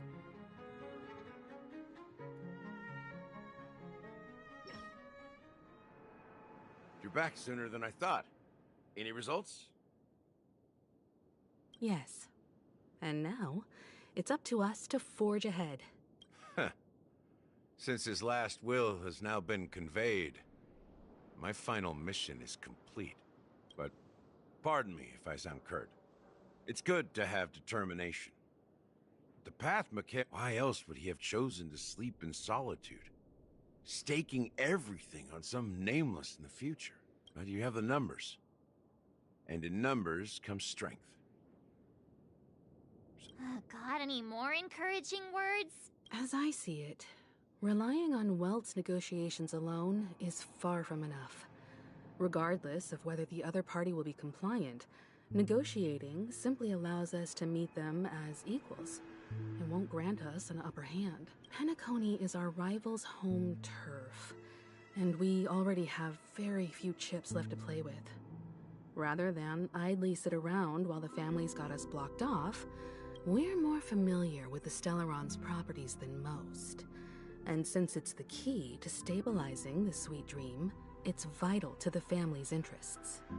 By attacking their core interests, they're bound to retaliate hastily. And as the saying... That's right.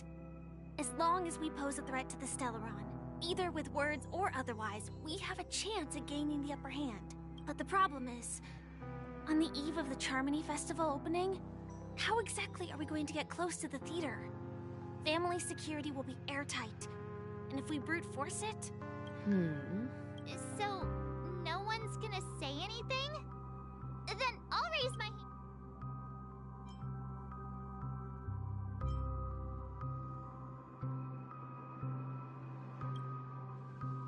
Why are you speaking like the General of the Law Fu? So, I heard that before the Charmony Festival begins, there'll be a pageant to kick off the festival.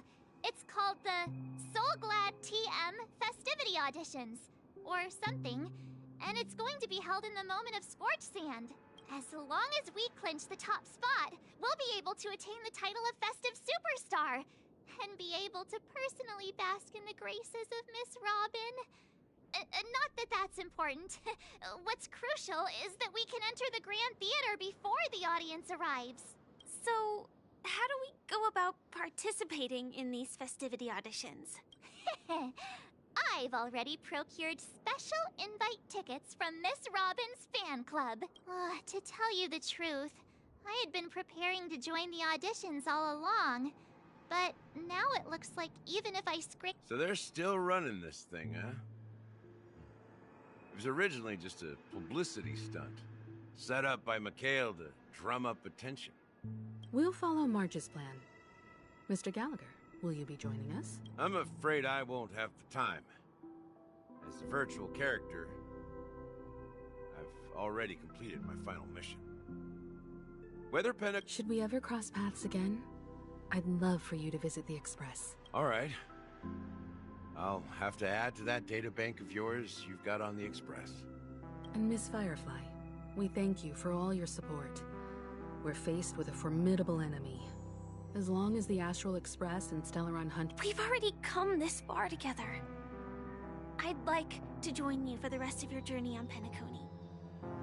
I'm pleased that we can finally fight shoulder to shoulder. This is also the spirit of the Trailblaze. Now, everyone.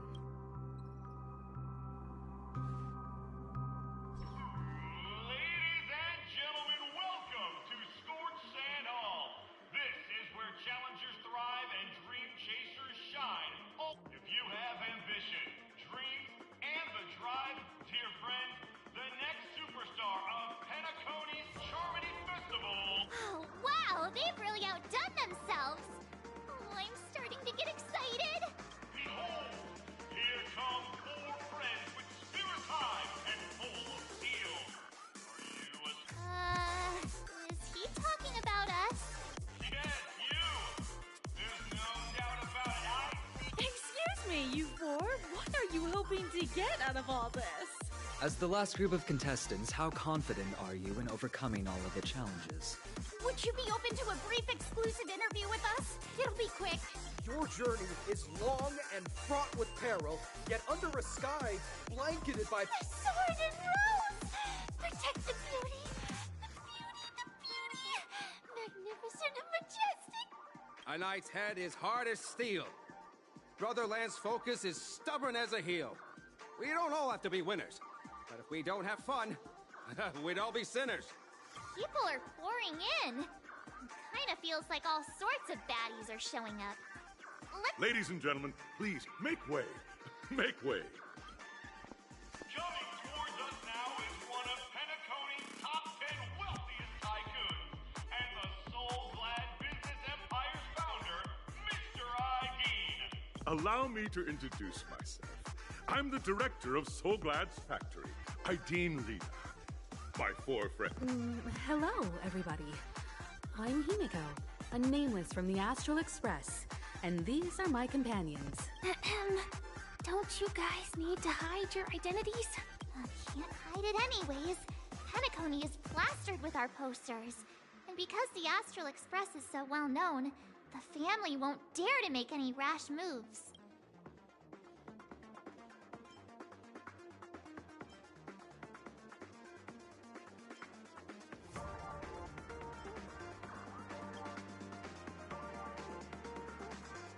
Hey, be a bit more serious. We're live on air. Hello, everyone. I'm March 7th. I'm an ordinary girl who loves adventures. Hello, everyone. I'm Firefly. I am also an ordinary girl who enjoys adventures. So it's a bunch of nameless guests. This final face-off is bound to be spectacular. Time is... Grab a bottle of Soul Glad and make your dreams a blast.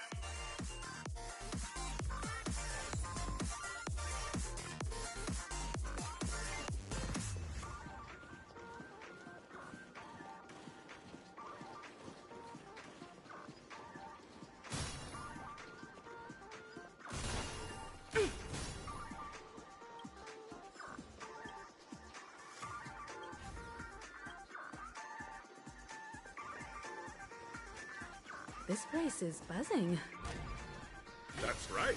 This venue is a miniature representation of that time known as the era filled with boundless possibilities.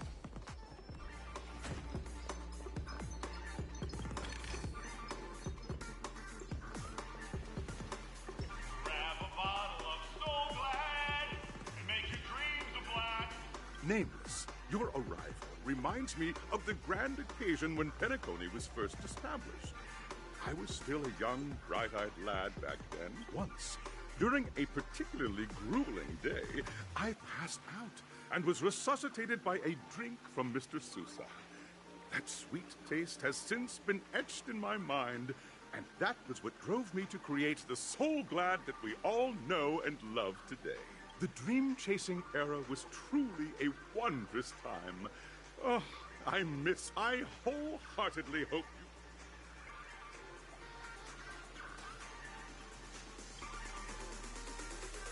Ha-ha! That's the trailblazing spirit. Hello, everyone! Next up, get ready for the Mega Mart 7th Adventure, where I'm Trailblazing into the uncharted and challenging the limits. I hope that by the end of this journey, everyone will have achieved the outcome that they hoped for. Ah, a wonderful wish! Miss Himiko, what are you expecting from your team? Safety first, everyone. Simple words, but full of warmth. Waiting for you are 3 stages, each connected to that era. The first 2 stages offer 2 distinct paths to choose from. And in the last stage, you will face off against a champion who... Those are the rules. Simple. Everyone clear? Now. Everyone, as the Charmony Festival is drawing closer, we must reach the end as quickly as possible. Factoring in efficiency and safety, splitting up into 2 groups is the best choice. March and I haven't known Miss Firefly for too long and aren't overly familiar with her. It'd probably be better if... Fine by me. Let's do it.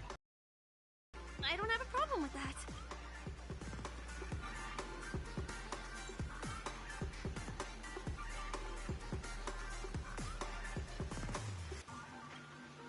We'll split into the assigned groups then.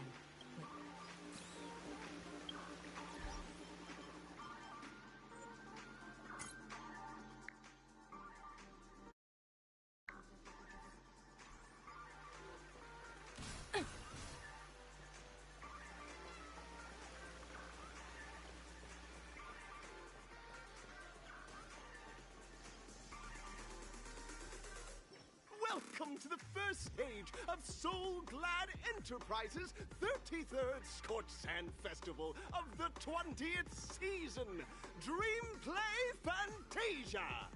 In this stage, you can choose between In the School of Acting Challenge. You have to complete 3 performances from 3 scripts, and now, make your choice.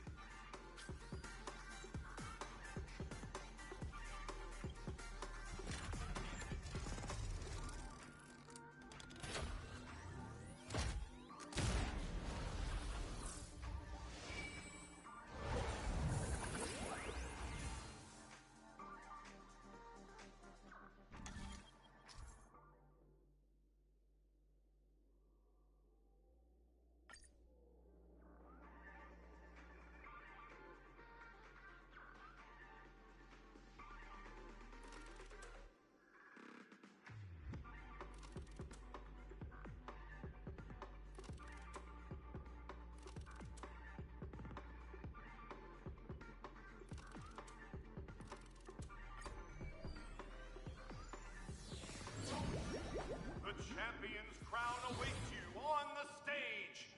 Welcome to the Arena of Action Stars. Competitors, allow me to introduce the rules of this challenge to you.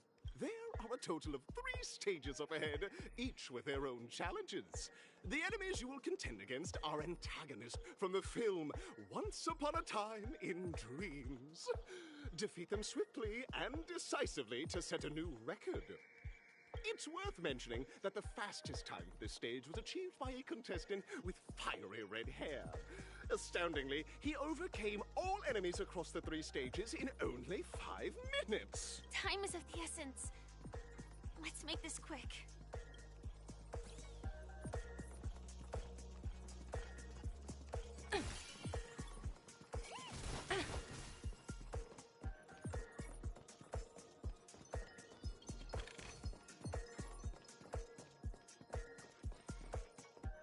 Contestants, you are about to confront the monsters of the primordial dreamscape.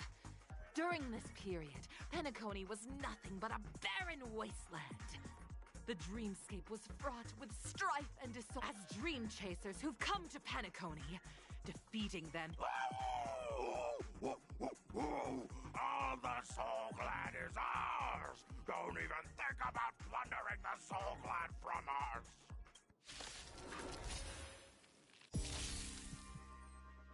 Liquidation!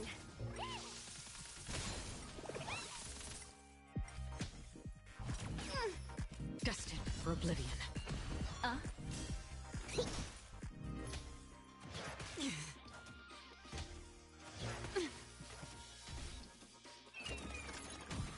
Go Nuppy! I weep for the departed. It too shall fall.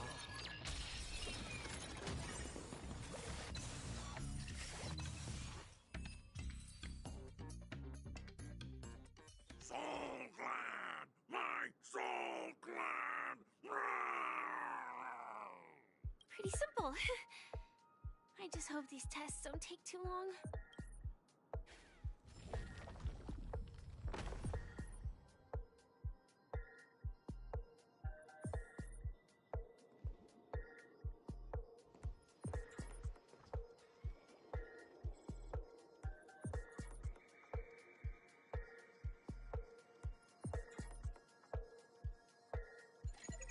Hi, this is Toka speaking.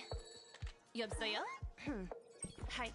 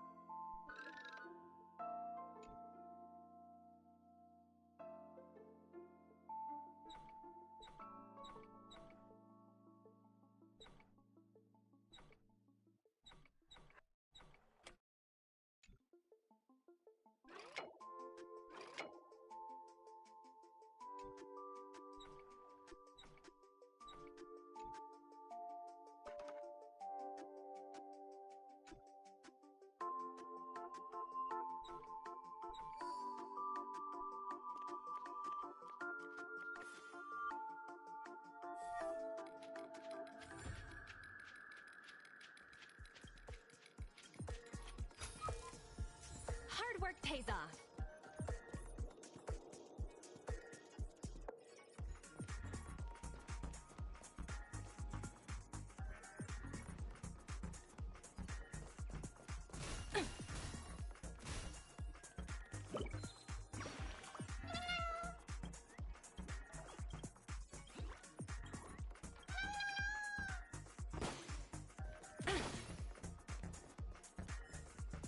Congratulations on becoming the first group of Dream Chasers!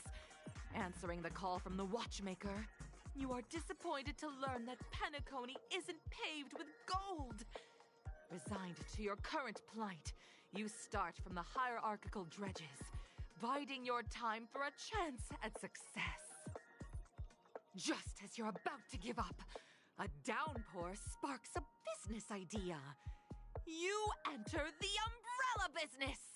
But just as things are looking up, you encounter a competitor. Defeat them and emerge victorious from this trade war. Why is our opponent Soul Glad? Because this is Soul Glad Enterprises' 33rd festivity auditions of the 20th season! Isn't this just product placement? To safeguard the integrity of Soul Glad, I will soar high into the sky and become its shiniest star. Whoosh!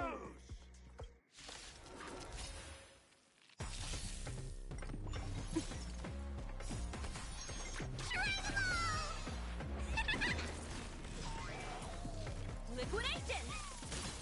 Right! Investing in victory means playing the long game!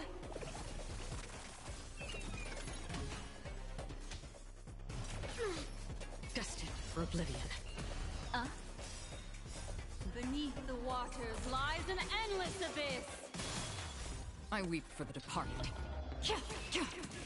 It too shall fall.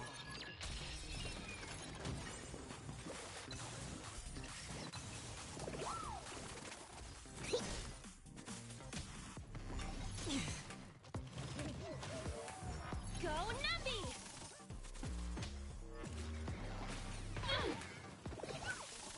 On the still waters of oblivion. Ill fate descends! Deep breaths! Mind your manners.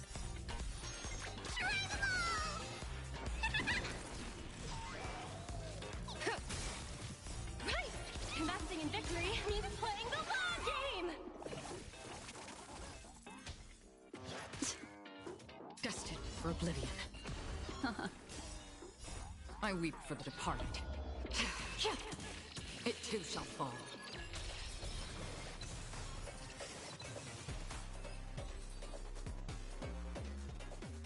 The world kisses me with pain, and I provide with Soul Glad in return. Whoosh!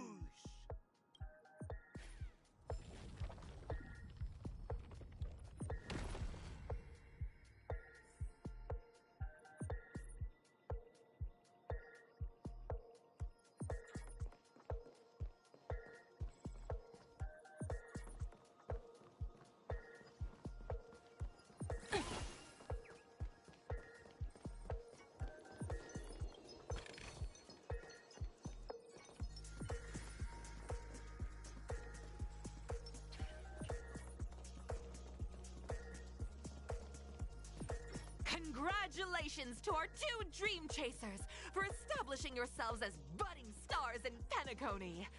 However, no matter how lengthy the battle, you always persevere. None will take my Soul Glad away from me. I will use the Transmutation Arcanum to turn into a dinosaur! Oh, dinosaur! Devour my enemies! Grab a bottle of Soul Glad and make your dreams a blast!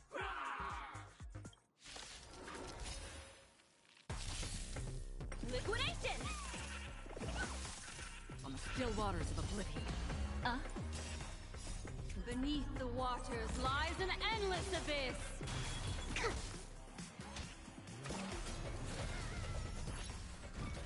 How familiar. Gotta stop the bleeding! Go Numby! I weep for the departed. It too shall fall. Ill tidings manifest. Destined for oblivion.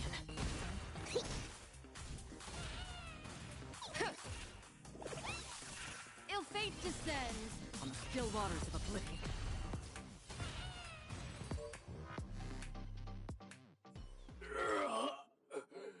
The body withers, but the soul-glad name shall not. You truly are a beast, more than I can ever be. That should do it! Okay. Let's go. Mr. Yang is waiting for us. Isn't this fight way off from the actual storyline? Transforming into a dinosaur isn't imaginative enough for you? This is the sort of magic only seen on Penacony. Anyway, let's get back on track. Where were we? Oh, that's right. After an extended battle, you finally emerged victorious! But the companion who journeyed to Penacony with you in the years that followed, you encountered each other once more on the prosperous streets of Penacony. Ah, well done! You brought to life the thrilling action scenes. Looks like we won. Let's hurry up and get to the next stage. Stream forth, gleam of old blades.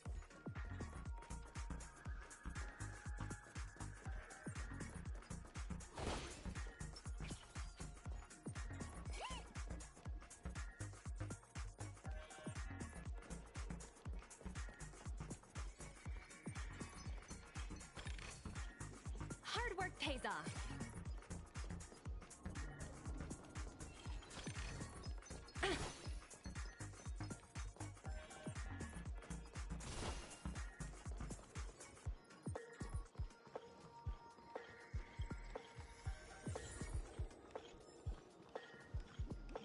Congrats to both of you for clearing the stage, but more importantly, are you having fun? Look at the time! You finished much faster than that red-haired contestant. You'll find out eventually, but only if you clear the next test first. Welcome to the second stage of the 33rd Scorched Sand Festival in the 20th season, sponsored. You have the option to choose Gunfire and undergo Brother Hanu's trial, or Time, where you'll face Clucky's trial. And now, make your choice!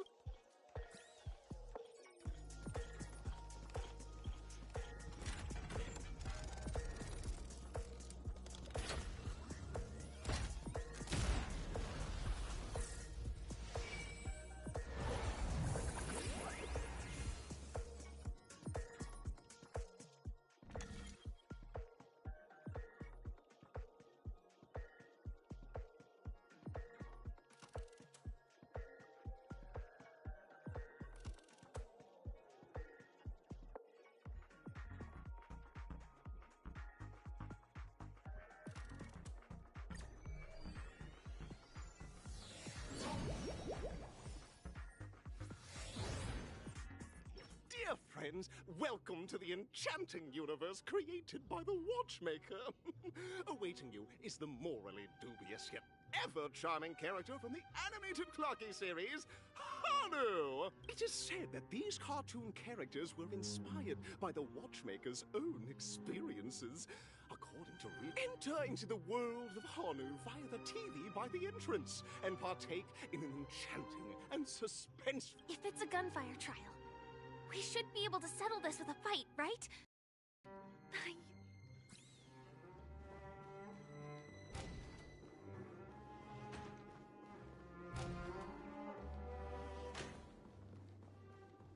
Ready? 1, 2, 3. Are we both in control of this Hanu character? Very good. Looks like you've got the... In this Hanu's Adventure episode, Boss Stone has gathered his battleships for an assault on Dreamville. All Buzzfly, Cousin Wolf, and Bombhead are all raring to go. The brave Hanu... Alas, Hanu presently is ill-equipped to fend...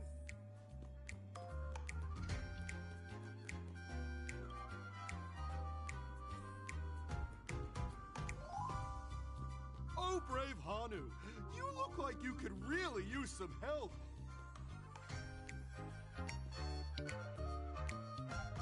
Long time no see, Hanu.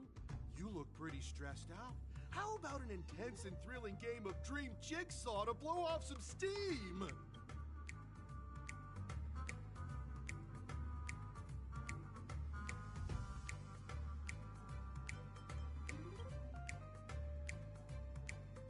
Oh my! Are you telling me that Boss Stone has rallied the villains to seize Dreamville? Listen closely, Hanu. I'm aware you're in need of a suitable weapon. And I also know there's one just upstairs. But you know what? You'll have to play an exhilarating round of Dream Jigsaw first. No Jigsaw, no moving forward.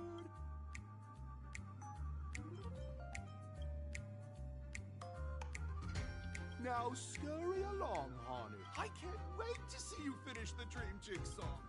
Let's stay alert and make sure those monsters don't spot us.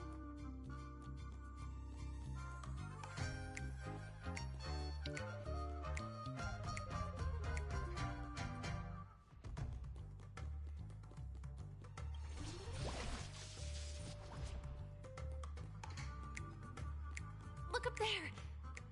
If we can push that thing down, do you think that would do the trick?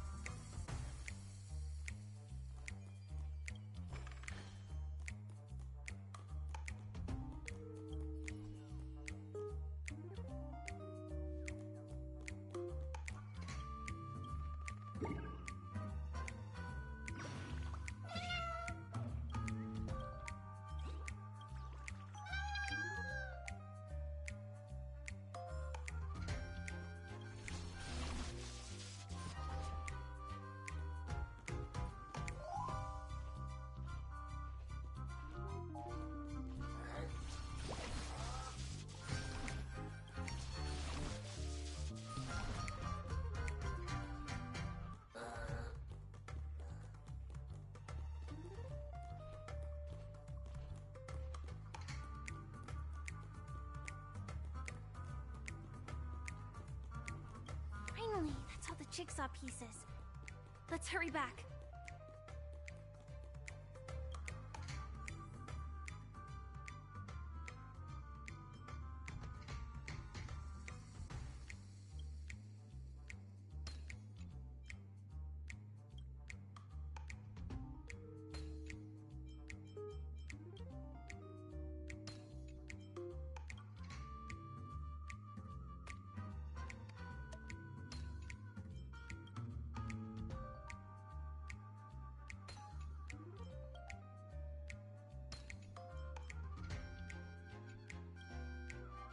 Oh my! The exquisite sensation of perfect alignment! Hurry now, Hanu! Touch! Are such haphazard instructions really okay?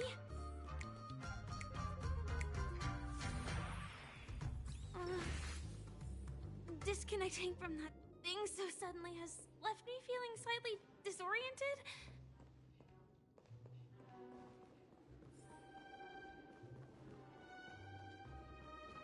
Is that Hanu?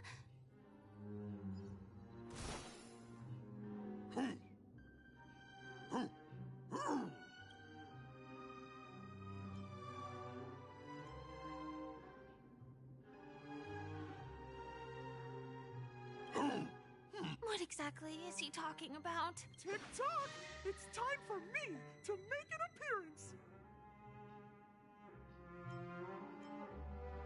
Clocky? I can also see him. Is this character part of the show? In Dreamville, Clocky is everywhere and can do anything! Like right now! I can be your translator! Tick-tock! Hanu says, battle! We must do battle!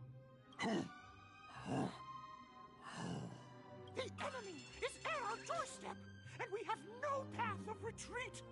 for the future of Dreamville! Touch that suspicious-looking TV right now! So they just jumped inside that TV. Sheesh. Logic in this plot and dialogue is really being pushed to its limits.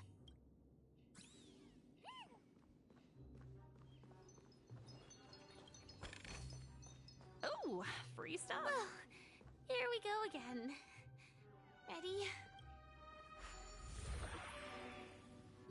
I am gradually getting used to this. Huh. Who knows? I might even be able to No? Did someone say high-level movies just now? That's right, pal. The last we saw, but brave Honu won't go down without a fight. He instantly sprints for the storage room, ready for a do or... But... we still... Guess what? Hanu's favorite bazooka just so happens to... What a coincidentally convenient plot twist.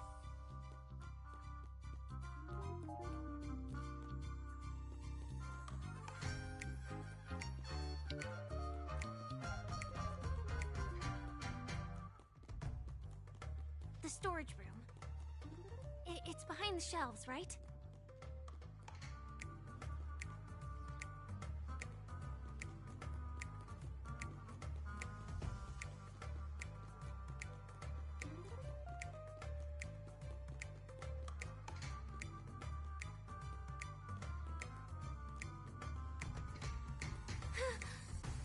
He wasn't lying.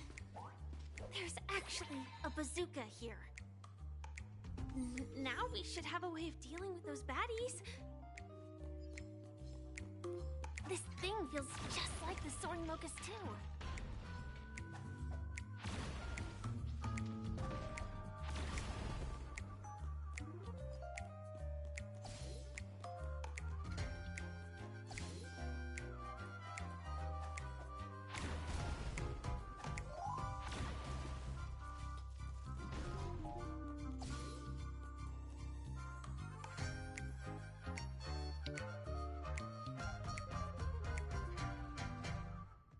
Careful. It looks like we've got more company.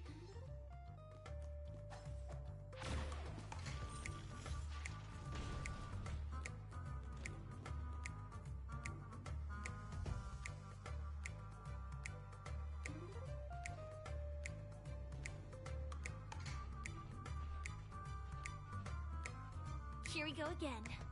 But no big deal. We're pretty handy with this bazooka.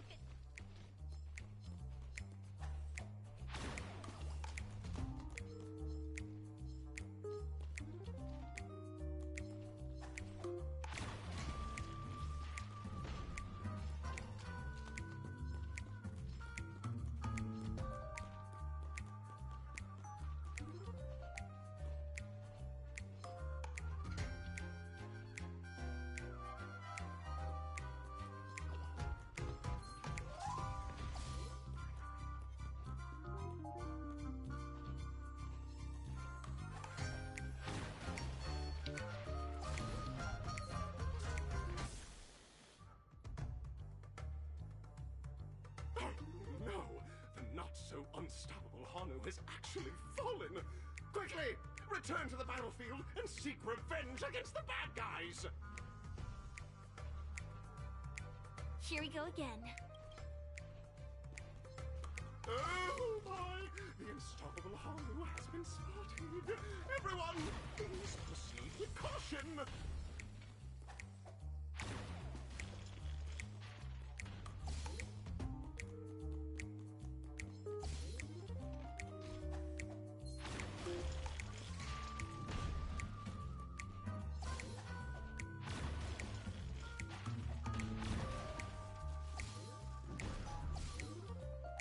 That should be all of them, right? Oh my! Honu is almost...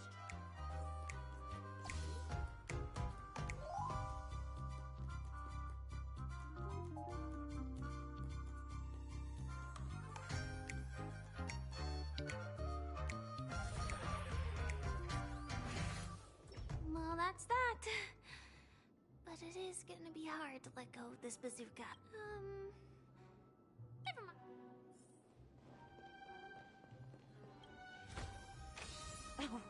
extra for the quarterly bonus.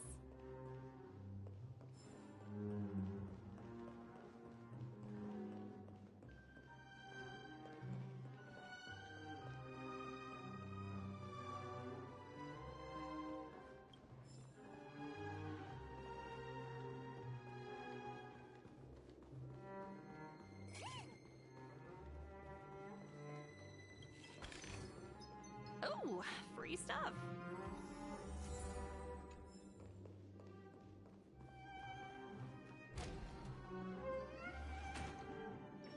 Congratulations! In the final stage, you will face the defending champion.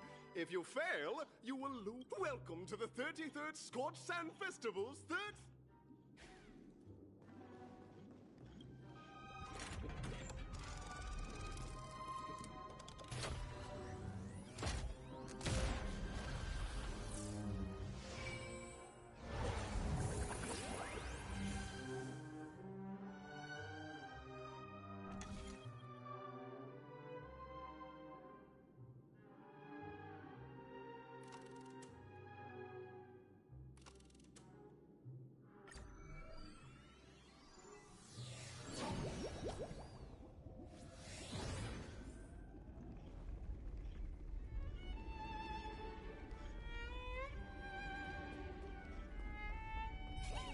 No way.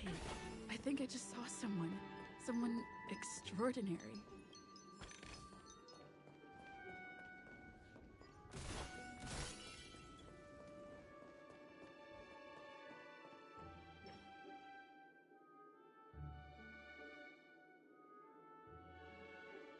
Are you a knight of beauty?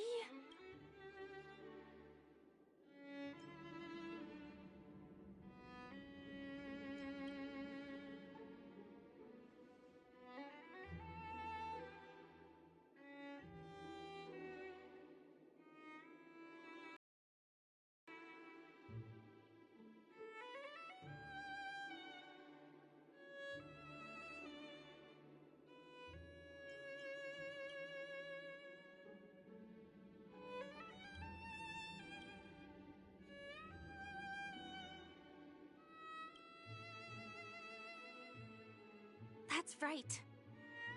This magnificent dream is built upon the stellar...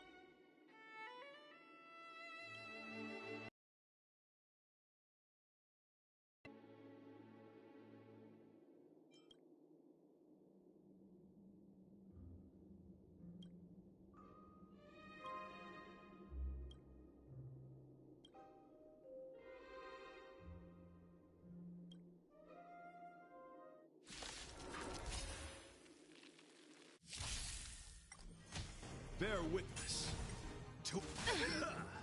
Risk warning. Go Numpy! The market is unpredictable. Right! Investing in victory means playing the long game!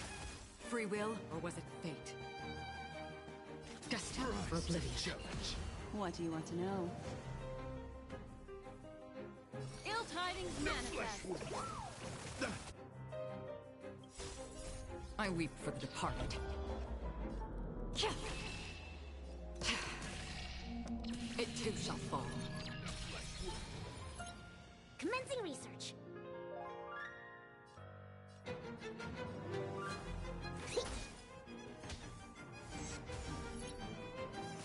You are fighting a gentleman. Put forth all your might. Memories are ever changing. Beneath the waters lies an endless abyss. Rise to the challenge.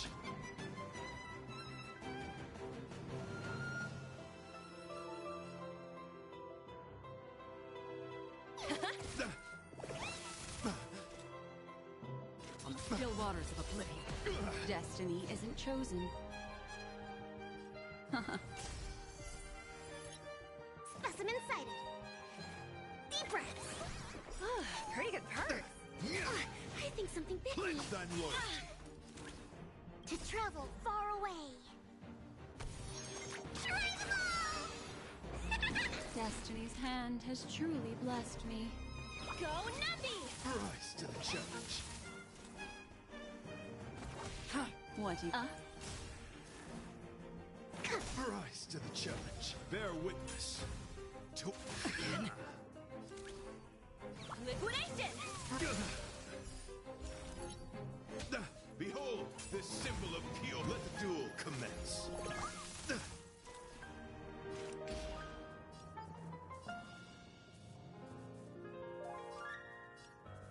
Destiny for oblivion. Destiny isn't chosen.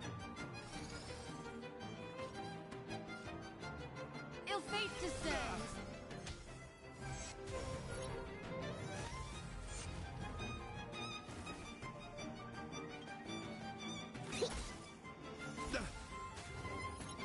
Confess! Put forth all your might! The market is unpredictable. Right! Investing in victory means playing the long game! Memories are ever beneath the waters lies an endless abyss.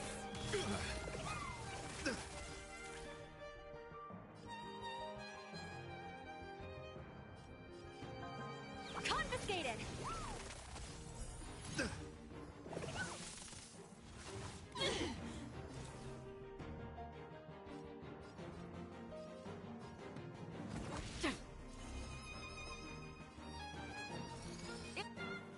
Ill tidings manifest. I weep for the departed. It too shall fall. I think something bit me. Put forth all your might! Again. Commencing application.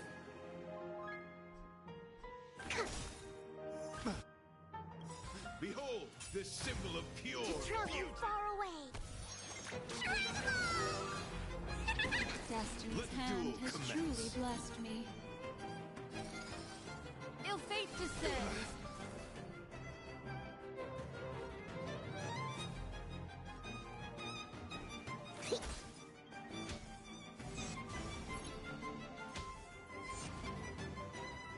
Rise, pledge thine loyalty! Put forth all your might! I think something bit me.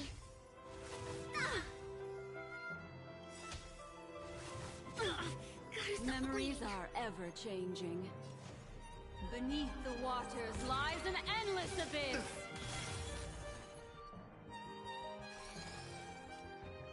Ill tidings manifest.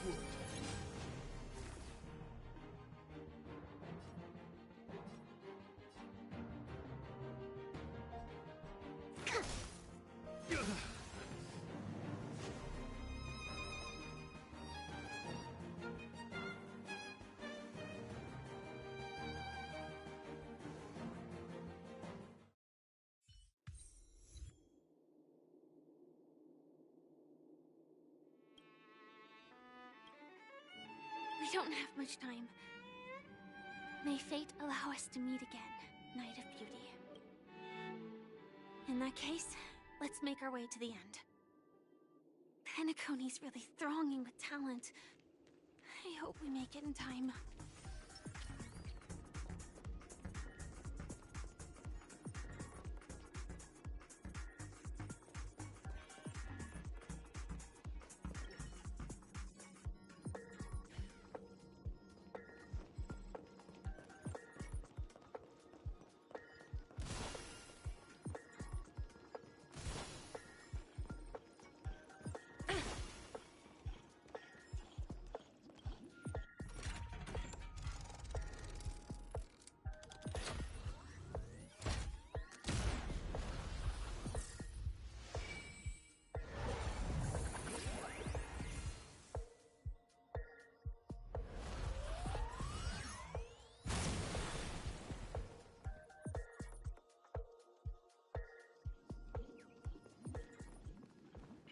Congratulations to the Galactic Baseballer and Firefly on becoming this Scorch Sand Festival's champions! We look forward to their amazing entrance in the Charmony Festival! Let's give a round of applause. Congratulations to the both of you on becoming the festive superstars of this year's Charmony Festival. I, on behalf of the organizers, extend my sincere congratulations to you, wishing you joy under their radiance.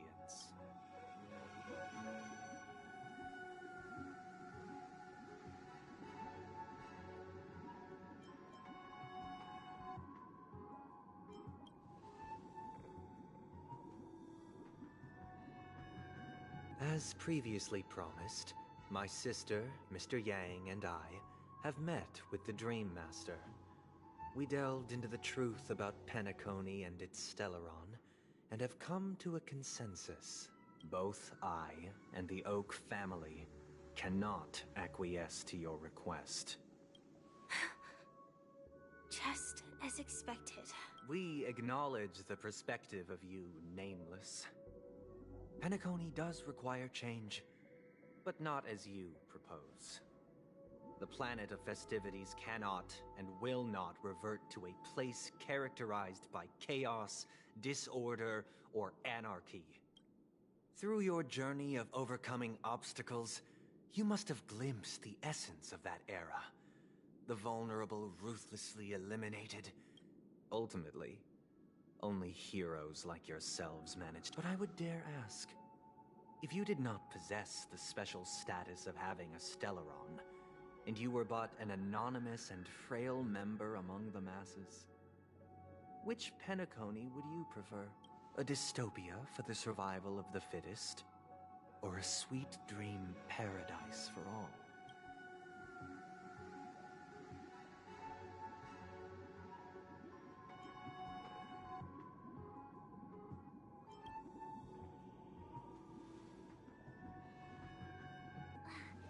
That's not the point!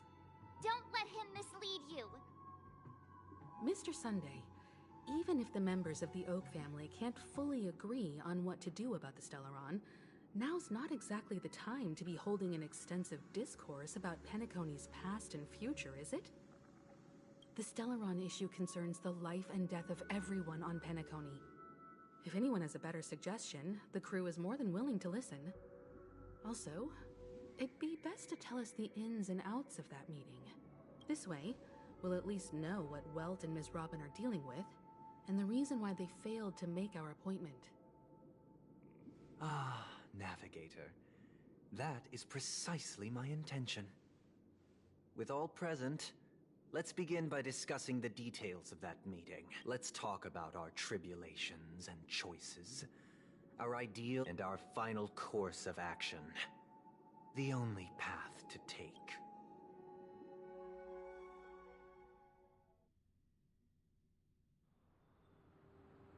You mean to say that for the longest time, there have been scoundrels who would use the Charmony Festival that I have bequeathed to the masses as a tool to realize their ambition?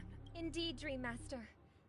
Once the Charmony Festival begins, the Stellaron's powers, along with the song, will be broadcast across the entire planet of Penacony. And then everyone in their dreams will be unable to awaken. This is indeed surprising to me. The dreamscape is maintained by the collective effort of the 5 families. If someone were to use the Charmony Festival to recklessly disseminate the power of the Stellaron, this individual must hold a position of great authority. Do you have any suspects? I'd like to ask, did you really not know of the Stellaron's existence? I would have never thought that this Nameless would point the spear at me. Quite astonishing indeed. If I have offended, the Astral Express extends its sincere apologies. But the current circumstances are dire and leave no room for meticulous inquiry. We're doing this out of concern for the Dreamscape's safety. So, if you could, please alleviate our concerns. Dream Master, it's just to prove that the Charmony Festival has nothing to do with the Stellaron. If we're being overly cautious, I will return to the stage to offer tribute in song, just per the arrangement. Sunday, Robin. I've watched you two grow up, and know your dispositions like the back of my hand. Both of you, right now, can surely be lauded as their most devout advocates. The magnitude of this matter is enormous, and cannot be taken lightly. Since Mr. Yang has asked with such earnestness, I will personally respond in kind. If there is a need, the entire Oak family will be mobilized to someday. Might I ask you to beseech them to cast their light unto me, and question me in their stead, so that no lies may be concealed? I will do as you command. Robin, could I entrust you to be present as a witness, to document the truth, and to proclaim my innocence, so that all slander may be utterly dispelled? I will do as you command. May thy will be carried out on earth. Just Oh, triple-faced soul, please sear his tongue and palms with a hot iron, so that he will not be able to fabricate lies and make false vows. Let us begin. There is nothing else to prepare. Understood. Question.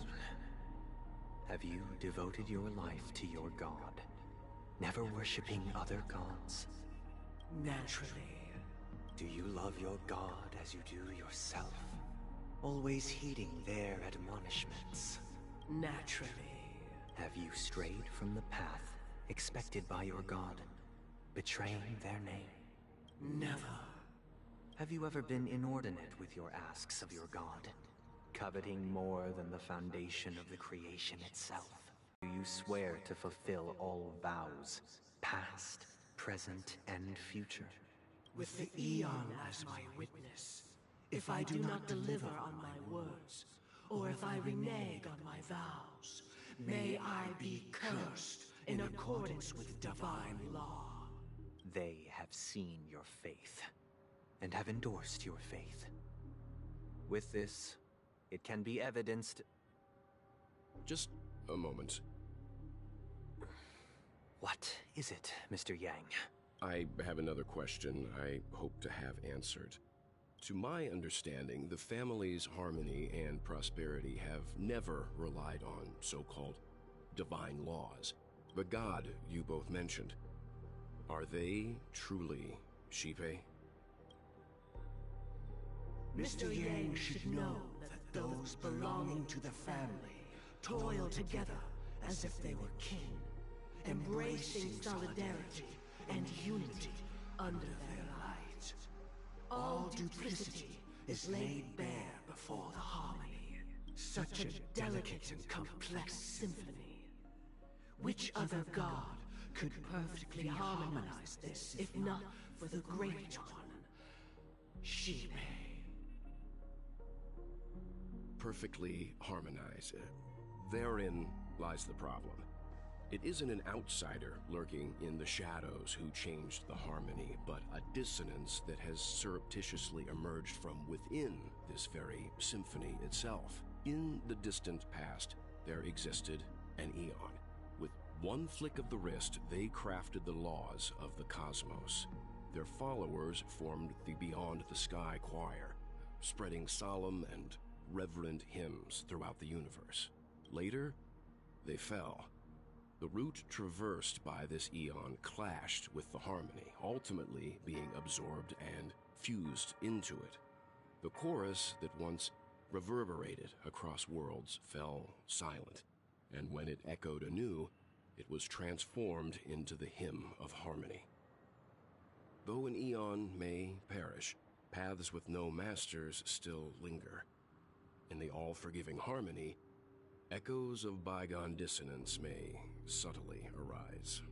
Mr. Yang, being overly astute can be a detriment. Especially when you find yourself alone and without allies. So this is how it is. For the sake of our grand cause, Sunday, please afford these two an opportunity to rest. What?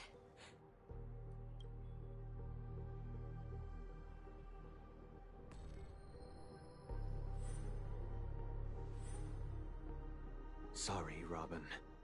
It's just you. I did not wish for you to know this. It's a pity that things have turned out this way. So, this is the true reason I can't sing? The shadow that envelops Penacony is actually... We were never children of the Harmony. Our ideal paradise could not have been crafted by Shipe. True bliss can only be guaranteed by the one who transcends the many. Within the foundation of law, humanity establishes civilization, and through harmony, we obtain order.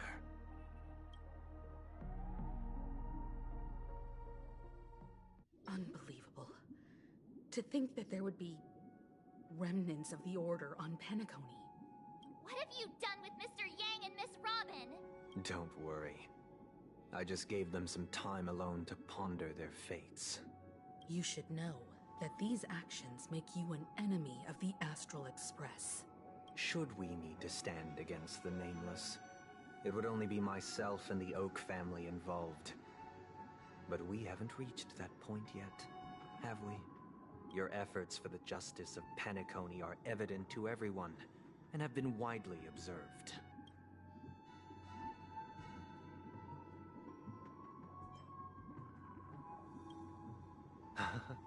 Patience is a virtue. However, I won't hold it against you. On the contrary. If it is the Order that drove you to imprison Welt and Robin, and you're using them to coerce our compliance, then there'll be no point in entertaining any type of discussion. You're mistaken, Miss Himiko. They are in very safe hands, and just as the family has always proclaimed, no one can be harmed in the dreamscape, least of all in the beautiful new world belonging to the Order. Penacony and the entire universe have witnessed far too much innocent bloodshed. The strong wield their blades against the weak, and the victors push the vanquished to the brink of life. Natural selection. The world abides by this principle, establishing the well-being of humanity atop the corpses of the downtrodden. Only we, or rather, I, possess the power to put an end to this farce. So you've decided to resurrect a dead Eon? No one's ever done such a thing. If Miss Himiko is interested, let's draw back the veil and speak candidly. I've always firmly believed that people can understand one another through peaceful means. I'm willing to divulge the unembellished truth as to the intentions of the Order's Pathstriders, so that you will make better judgment for the Astral Express, for Penacony, and for this stretch of the universe. Words can hardly do justice to the beauty of that ideal. So, come with me, everyone. Let us retrace our steps. Huh? Where'd he go? Welcome. This isn't any location in Penacony's dreamscape. It's my inner world. The reason the scenery before you remains unchanged is because your consciousness has drawn on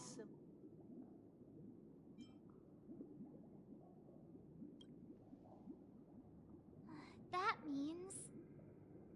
Did you do the same to Welt? It's a tuning process. Stronger in effect and more draining on the mind.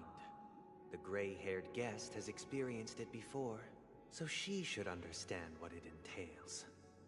Tuning allows you to intuitively grasp my feelings, which also means that I cannot hide anything from you.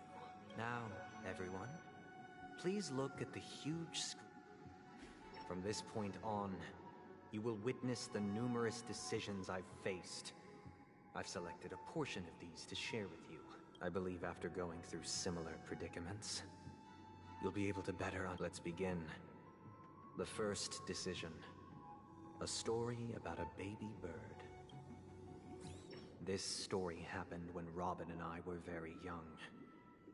We were victims of the Stellaron disaster, and the family's Mr. Gopher Wood, who would later become the Dream Master of Penacony, saw that we siblings had no one to later on.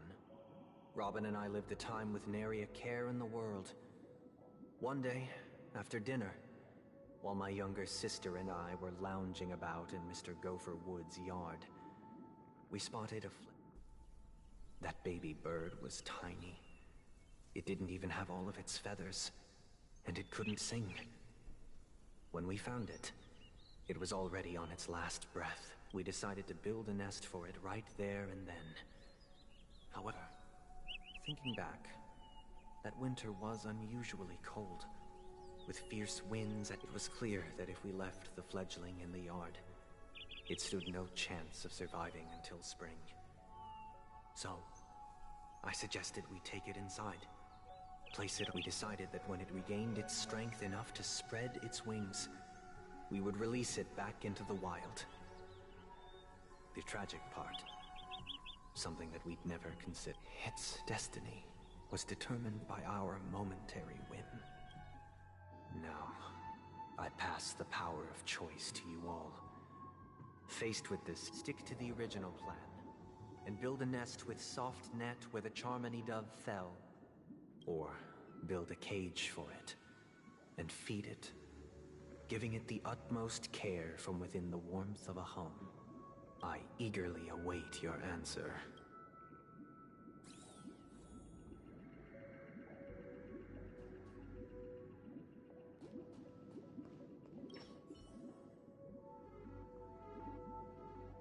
It looks like he really has no intention of imprisoning us. If it's just a quiz, I suppose it's fine to humor him. Back to the question. I would personally choose to build the little Charmony dove a cage. No special reason. I do think that a fledgling should have